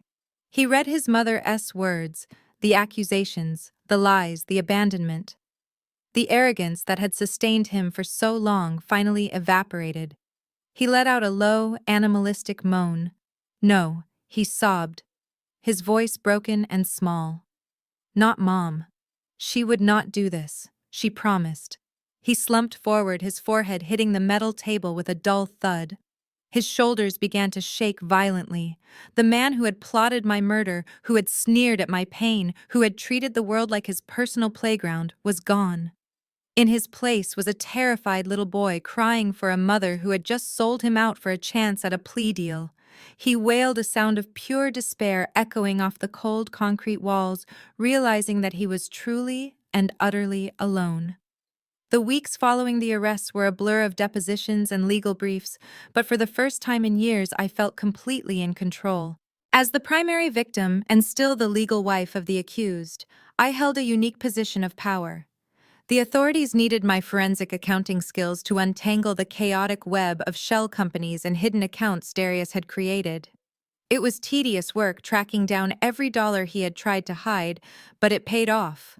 The bank fraud investigation concluded swiftly. Since the transfer of our life savings had been a direct act of theft and forgery without my consent, the bank's insurance policy kicked in. The $500,000 Darius had tried to send to the Cayman Islands was returned to my account in full. It was clean money now. It was untainted by his gambling or his crimes. I stared at the balance on my phone screen, feeling a grim satisfaction. He had tried to leave me with nothing, and instead he had handed me the war chest I needed for my final move. The fallout from the forged loan documents was catastrophic for Lucille. The shadow lenders did not care about family drama or court cases. They wanted their money. When the police seized the assets as part of the criminal investigation, the lenders triggered the foreclosure clause on the property Darius had put up as collateral. Lucille's estate, the sprawling mansion where she had looked down on me for 3 years, was going on the auction block. The bank holding the primary mortgage wanted a quick sale. They wanted to distance themselves from the scandal and avoid a protracted legal battle with the criminal elements attached to the secondary loans. They priced the house to move quickly. I sat in the office of the bank manager, a man who looked at me with a mixture of pity and respect. I told him I wanted to make a cash offer. He looked at the number on the check and then at me. It was a fraction of what the house was actually worth, a price that would have made Lucille faint if she were not already in a cell. But it was enough to cover the principal debt and close the toxic file for the bank. The manager hesitated for only a second before sliding the paperwork across the desk. He accepted. I signed the papers with a steady hand. I was not just buying a piece of real estate, I was buying the symbol of their dynasty. The very walls that had held their secrets, their judgment, and their cruelty now belonged to me. I drove over to the property later that afternoon. The foreclosure sign was gone. I parked in the circular driveway where Lucille used to critique my car. I walked up the stone steps where Darius had tried to kill me with cooking oil. I took the heavy brass key out of my pocket. It felt cold and heavy in my hand. I unlocked the massive front door and stepped into the foyer. It still smelled of lemon polish and expensive potpourri, the scent of a life Lucille had fought so hard to maintain. Now she was sitting in a detention center, wearing a scratchy orange jumpsuit, and I was standing in her foyer holding the deed. The silence in the house was absolute. It was no longer a fortress of the Peterson family. It was just a house, and I was the landlord. I walked through the empty rooms planning what I would do with my new asset. I would not live here, of course. I would not sleep under this roof. But owning it, owning the physical manifestation of their pride, felt like the ultimate victory. I had taken back my life, my money, and now I had taken their sanctuary. The front door creaked open, breaking the heavy silence of the afternoon. I sat in the high-backed velvet armchair that had been Lucille's throne for 30 years, waiting. I heard the shuffling of feet and the heavy breathing of a woman who had lost everything. Lucille stepped into the foyer. She looked nothing like the imperious matriarch who had ruled this house with an iron fist. Her designer suit was wrinkled and stained from 2 nights in a holding cell. Her hair, usually coiffed to perfection, was a matted mess, and her face was gray with exhaustion and fear. She looked up and saw me sitting in her chair.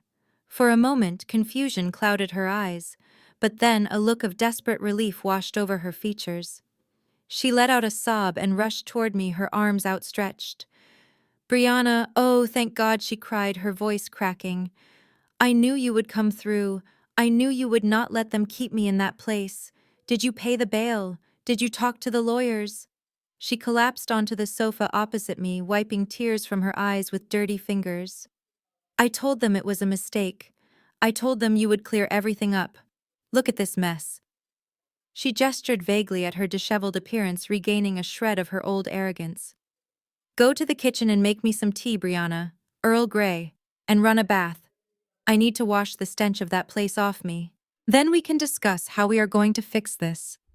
I did not move. I did not speak. I just watched her clutching the shreds of her dignity, trying to order me around one last time. The delusion was almost impressive. She genuinely believed that after everything she had done, I was still her servant. I was still the quiet little mouse she could bully into submission. "Lucille," I said, my voice cutting through the air like a knife, "I am not making you tea, and I am not running you a bath." She blinked, surprised by my tone. "Do not be difficult, Brianna. I have had a terrible few days. We need to focus on saving the house. The bank is threatening to seize it because of Darius's stupidity. You need to use that insurance money to pay off the arrears. It is the least you can do after I welcomed you into this family." I stood up slowly, smoothing the fabric of my dress. "You do not have to worry about the bank, Lucille. The arrears have been paid. The foreclosure has been stopped." Lucille's face lit up, a smile stretching across her haggard features. "Oh, you wonderful girl. I knew it. I knew you were loyal. You saved the house." I walked over to the fireplace where the deed to the property was resting on the mantel. I picked it up and held it out to her. "No, Lucille. I did not save the house for you. I bought it." She froze. "What do you mean you bought it?" "I mean I paid the bank the outstanding debt plus the principal. I am the owner, Lucille. This house, the furniture, the paintings on the walls, it all belongs to me. You are currently trespassing on my property." The color drained from her face completely. She looked from me to the deed, her mouth opening and closing like a fish on dry land. "But you cannot. This is my home. I raised my children here. You cannot just take it." "You lost it," I corrected her. "You lost it when you let your son forge your signature. You lost it when you tried to bribe a federal officer. And you definitely lost it when you plotted to kill me." I walked to the front door and opened it wide, letting the hot, humid air flood the cool foyer. I held up the heavy brass key to the front gate. "You have 1 hour, Lucille. Take whatever you can fit into a suitcase. Clothes, toiletries, personal items. Everything else stays. If you are not off the property in 60 minutes, I am calling the police and having you removed for trespassing. And considering you are out on bail, I do not think you want another interaction with the law." She scrambled to her feet, tears streaming down her face again. "Brianna, please, where will I go? I have nowhere. Why are you doing this? Why do you need this house? You hate this place." I looked at her with cold, hard eyes. "You are right. I do hate this place. It reeks of greed and betrayal. I have no intention of living here." "Then why?" she screamed. "Why buy it?" I smiled, a genuine smile for the first time in weeks. "I am selling it, Lucille. I have already been in touch with a local nonprofit. They are looking for a facility to house women and children escaping domestic abuse. I am donating the property to them. This house, which was a prison for me, will become a sanctuary for women who have suffered at the hands of people like you and your son." I tossed the key out the door. It landed in the dirt of the driveway with a dull thud. "Start packing, Lucille. The clock is ticking." The silence in the apartment was deafening. It was not the peaceful silence of solitude, but the hollow, echoing silence of abandonment. Brad was gone. He had not just walked out, he had evacuated. The closets were stripped bare, leaving only wire hangers jangling on the rods. The children's rooms were empty, their beds stripped, their toys gone.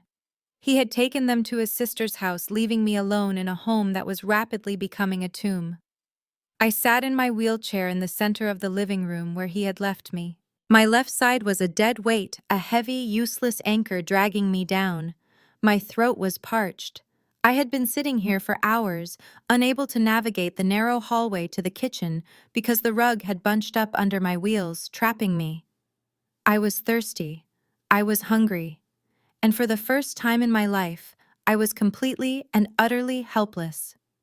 I checked my bank account on my phone again, praying for a miracle. Zero. Actually, less than zero. The accounts were frozen pending the investigation into Darius's fraud. My credit cards were maxed out, declined. Brad had canceled the joint cards before he walked out the door. I was destitute.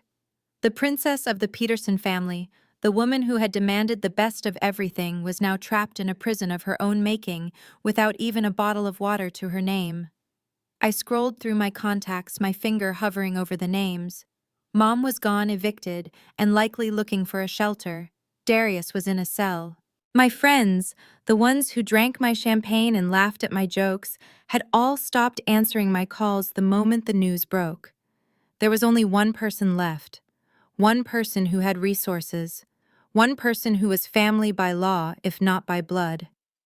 I swallowed my pride, which tasted like bile, and dialed the number. It rang 4 times.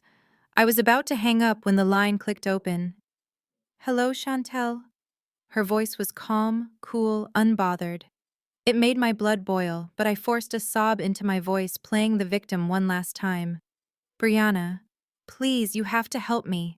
I am all alone. Brad left me. He took the kids. He took the money. I am stuck in the living room, Brianna. I cannot move. I am thirsty. I haven't eaten all day. You cannot just leave me here to die. We are family." There was a long silence on the other end. I could hear the faint sound of typing in the background, as if she were working, as if my desperation was nothing more than a minor interruption. "Brad did the right thing," Chantel, Brianna said finally. "He is protecting his children from a toxic environment. He called social services. They will be coming by later to assess your situation. You will be placed in a state facility, a nursing home for the poor." The thought made me gag. "No, Brianna, please, I cannot go there. Just come over. Bring me some food. Bring me some money. I am sorry, okay? I am sorry about what happened. Just help me. I am so thirsty. My throat is burning." I heard a soft laugh on the other end. It was a chilling sound devoid of any humor. "You are thirsty, Chantel?" she asked. "Yes," I cried, relief washing over me. "Yes, I am dying of thirst." "Well," Brianna said, her voice dropping to a whisper that sounded like a judge delivering a death sentence. "You always did love my coffee, didn't you? You were so eager to drink it that day in the kitchen. You wanted what was mine so badly you poisoned yourself to get it." I froze, gripping the phone so hard my knuckles turned white. "I think there is a coffee maker in the kitchen, Chantel," she continued. "If you want a drink, you can go make it yourself." The line went dead. I stared at the phone, the screen turning black, reflecting my own terrified face. I screamed a raw, guttural sound of pure rage and despair, but there was no one there to hear it. I was alone in the dark with nothing but the memory of the poison I had swallowed and the woman who had finally served it back to me. 6 months of depositions, hearings, and legal maneuvering culminated in a single rainy Tuesday morning. The courtroom was packed, a testament to how far the scandal had spread. I sat in the front row directly behind the prosecutor, my hands folded calmly in my lap. I was no longer the victim. I was the witness to their end. Darius stood before the judge. The prison system had not been kind to him. He had lost weight, his once athletic frame now gaunt and hunched. His expensive haircut had grown out into a shaggy, unkempt mess, and his suit, provided by a public defender, hung loosely on his shoulders. He did not look at me. He stared at the floor, trembling slightly, as the judge read the verdict. Guilty on all counts. Attempted murder, money laundering, wire fraud. The list went on a litany of his failures. The judge did not mince words. He called Darius a predator, a man who had abused the trust of his family and his clients for personal gain.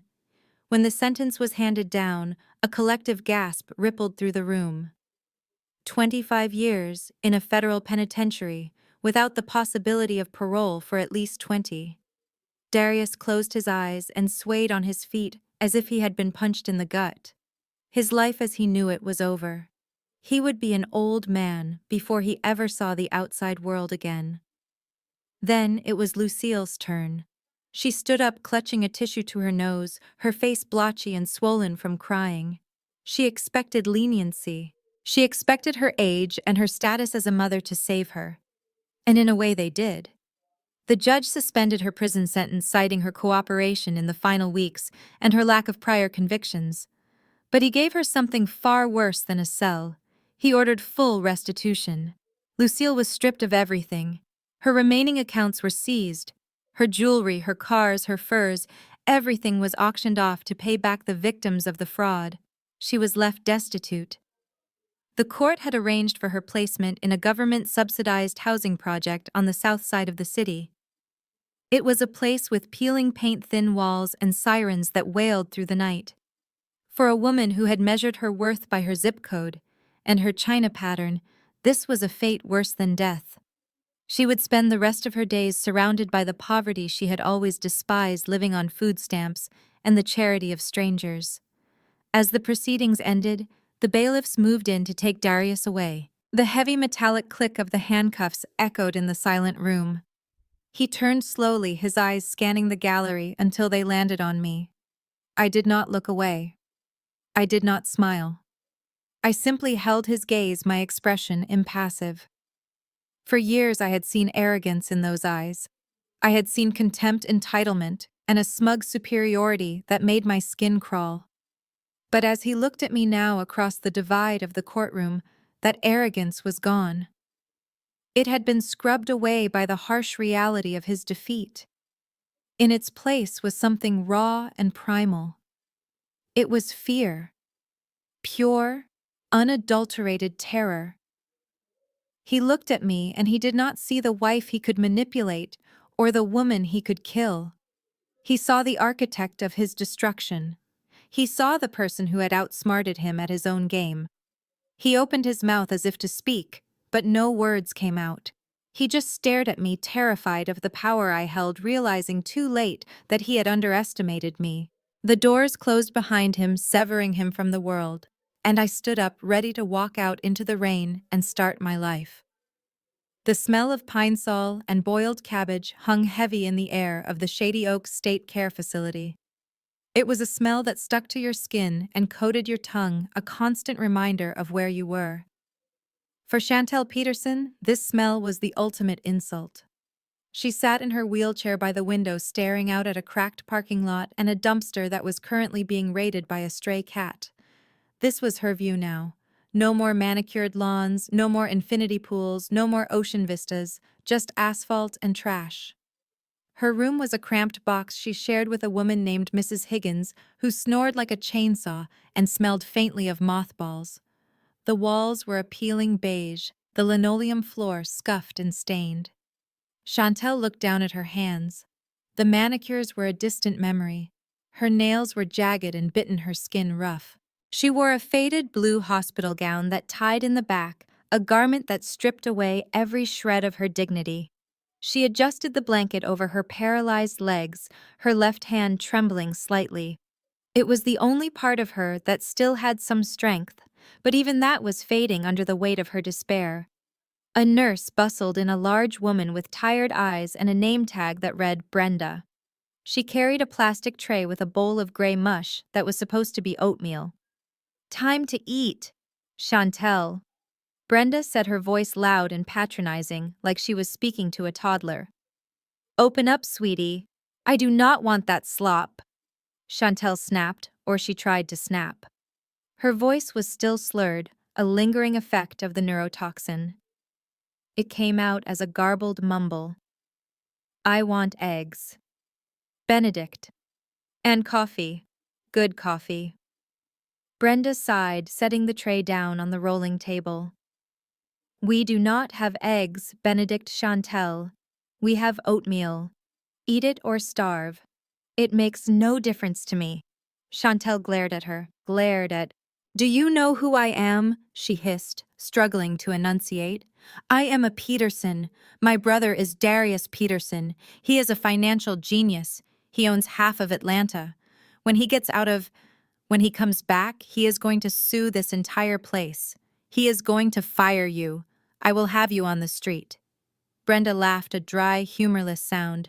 Yeah, I know. You tell me that every day. Your brother the billionaire. Listen, honey, if your brother was so rich, you wouldn't be in a state-funded bed wearing a gown that has been washed 500 times. You are here because nobody else wants you. Now eat your oatmeal. She walked out, leaving Chantel fuming. Nobody believed her. To the staff and the other residents, she was just the crazy lady in room 304, the one with the delusions of grandeur, the one who told wild stories about galas and private jets while drooling on herself. They called her the Duchess behind her back, a cruel nickname that stung more than any slap. Later that afternoon, the orderlies wheeled the residents into the common room for recreation time.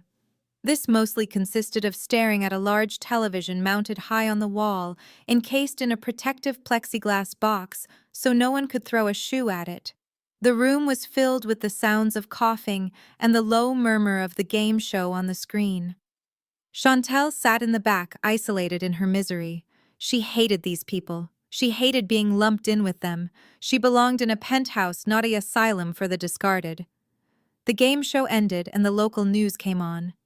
The anchor, a woman with perfect hair and a bright yellow blazer, began to read the evening headlines. Chantel watched with half-hearted interest, hoping for a story about a fire or a scandal, something to distract her from the ache in her legs. And then she saw it. The headline flashed across the bottom of the screen, Local Hero Honors. The image shifted to a podium set up in front of the city hall. There was a crowd of reporters, cameras flashing, and standing at the microphone looking radiant in a tailored white suit was Brianna. Chantel gasped, her breath catching in her throat. She leaned forward, straining against the straps of her chair. It was her. It was really her. But she looked different. She looked powerful. Her hair was styled in a sleek bob. Her makeup was flawless. And she projected an aura of confidence that commanded the attention of everyone in the room. The news anchor's voice floated over the speakers. Tonight, the city honors Brianna Peterson, a local forensic accountant whose tireless work helped dismantle a massive money laundering ring and expose a network of predatory lenders. Her bravery in the face of personal danger has saved countless victims from financial ruin. Chantel's mouth fell open. Hero. They were calling her a hero. The woman who had ruined her life. The woman who had turned her brother in. The woman who had watched Chantel drink poison and done nothing. Brianna smiled at the camera on the screen, holding up a crystal plaque. I only did what anyone would do, she said, her voice clear and melodic. We must stand up to corruption wherever we find it, even if it is in our own homes. I am donating the proceeds from the sale of the confiscated properties to the Victims Fund. We are rebuilding lives starting today. Chantel began to scream. It was a raw, guttural sound of pure rage. She pointed a shaking finger at the screen. That is a lie, she shrieked, her words slurring together. She is the devil. She did this to me. She stole my money. She stole my house. Look at her. She is laughing at me. The other residents turned to look at her, some with annoyance, others with vague curiosity. An orderly rushed over. Hey, calm down, Chantel, he said, gripping her wheelchair handles. It is just the news. No. Chantel yelled, tears streaming down her face. You do not understand. That is my sister-in-law. She put me here. She is evil. Tell them. You have to tell them. The orderly shook his head, exchanging a look with a nurse nearby. There she goes again, he muttered. Talking about her rich relatives. Come on, Duchess, time for your meds. You are getting worked up over nothing." He spun her wheelchair around, turning her away from the screen. Chantel craned her neck, trying to get one last look.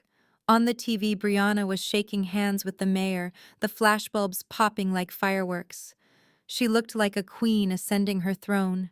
"No," Chantel sobbed as she was wheeled down the hallway back toward the smell of bleach and cabbage. "It is not fair. It is mine. That life was mine." But nobody was listening. Her screams faded into the background noise of the facility, just another rant from the crazy lady in room 304. Brianna was the hero, the philanthropist, the survivor. And Chantel was just a ghost in a wheelchair, erased from the narrative, forgotten by the world, and left to rot in the shadow of the woman she had tried to destroy. The air up here in Montana is different. It is thinner and cleaner, and it carries the scent of pine instead of the suffocating humidity of Atlanta. I wake up at 6 every morning, not because my alarm is blaring or because Lucille is screaming at me to fix a leak, but because the sun is hitting the snow-capped peaks outside my bedroom window. It is a quiet life, a simple life, and after 10 years of living in a war zone, it feels like paradise. I moved here 3 days after the trial. I packed what little I had into my old truck, strapped the kids into the back seat, and just drove north until the map turned green. We live in a small rental house on the edge of town. It has a creaky porch and a leaky faucet, but it is ours. The kids are happy. They play in the dirt in the backyard, and they go to a school where nobody cares about their last name or how much their shoes cost. They are forgetting the yelling. They are forgetting the tension that used to make them hide under their beds. They are learning to be children again. I used the last of my savings to put a down payment on a small independent pharmacy on Main Street. It is nothing like the high-pressure chain store where I used to work. There are no corporate metrics to meet. No inventory discrepancies to hide.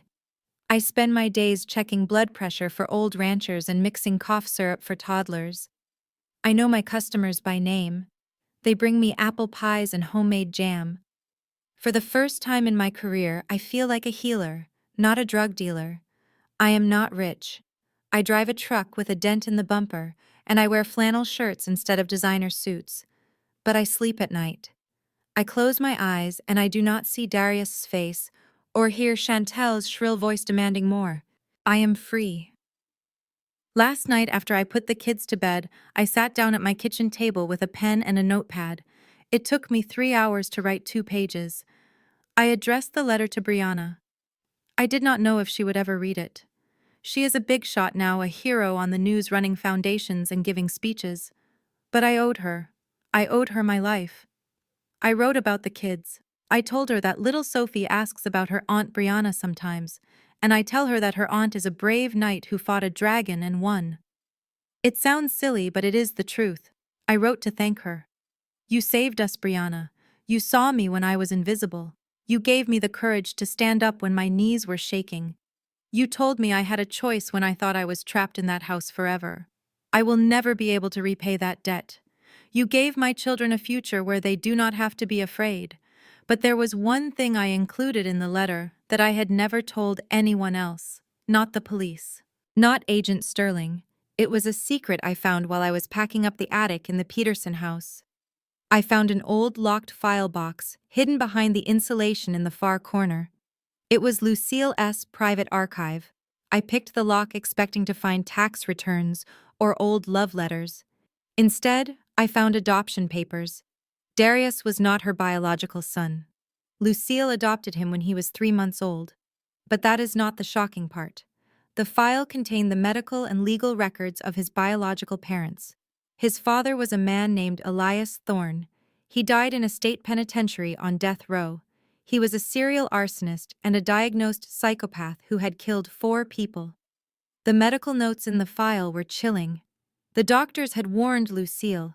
They told her there was a high genetic probability of antisocial personality disorder. They told her that the boy might carry the same darkness as his father. But Lucille took him anyway. She was arrogant. She thought her money and her status could rewrite his DNA. She thought she could nurture the nature out of him. She spent his entire life covering for him not just because she loved him, but because she was terrified. She was watching for the monster to come out every single day. She knew what he was capable of. Every time he hurt a neighborhood pet or lied without blinking, she saw his father. She enabled him because she was trying to keep the beast in the cage. She created a monster because she was too proud to admit she had raised one. I burned the papers in the fireplace before I left. I did not want the kids to know their uncle was born broken, but I wanted Brianna to know. You were not just fighting a bad husband, Brianna. You were fighting a legacy of madness that went back generations. You survived something that was destined to destroy everything it touched.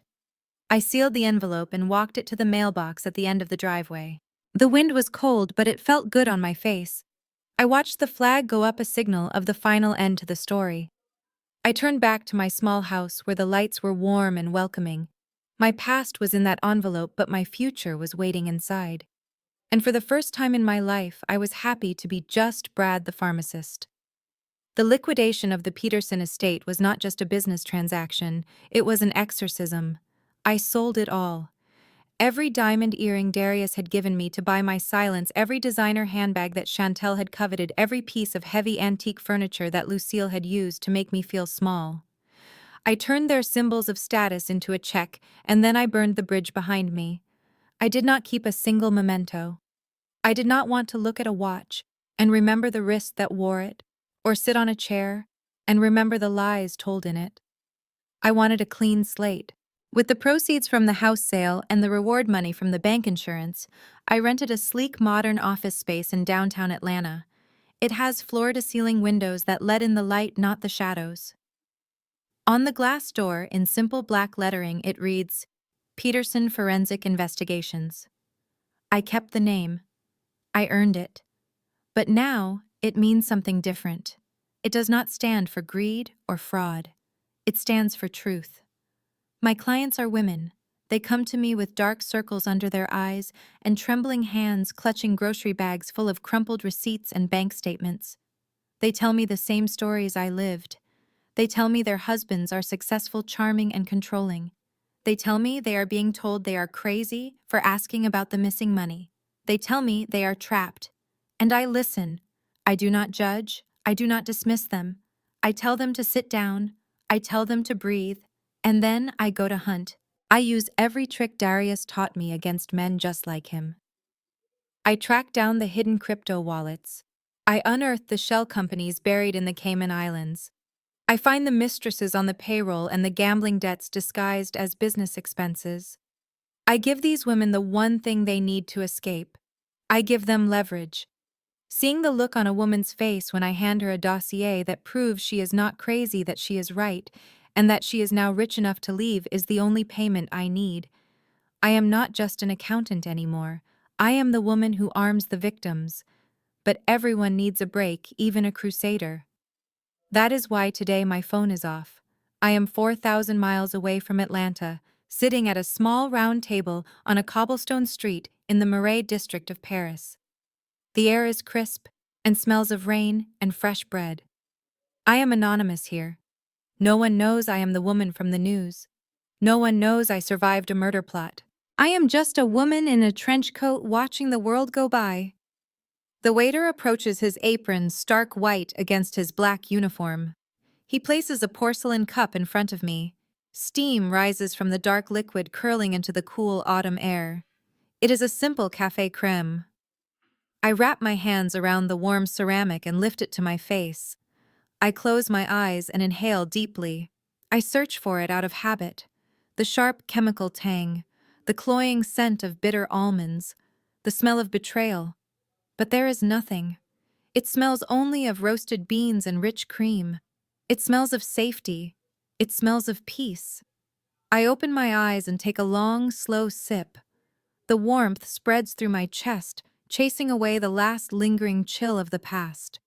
It is the best cup of coffee I have ever had. I set it down on the saucer and smile at the empty chair across from me. I am alone. I am safe. And life finally tastes sweet. I put down my cup and catch my reflection in the window of the cafe. It is strange how much clarity distance provides.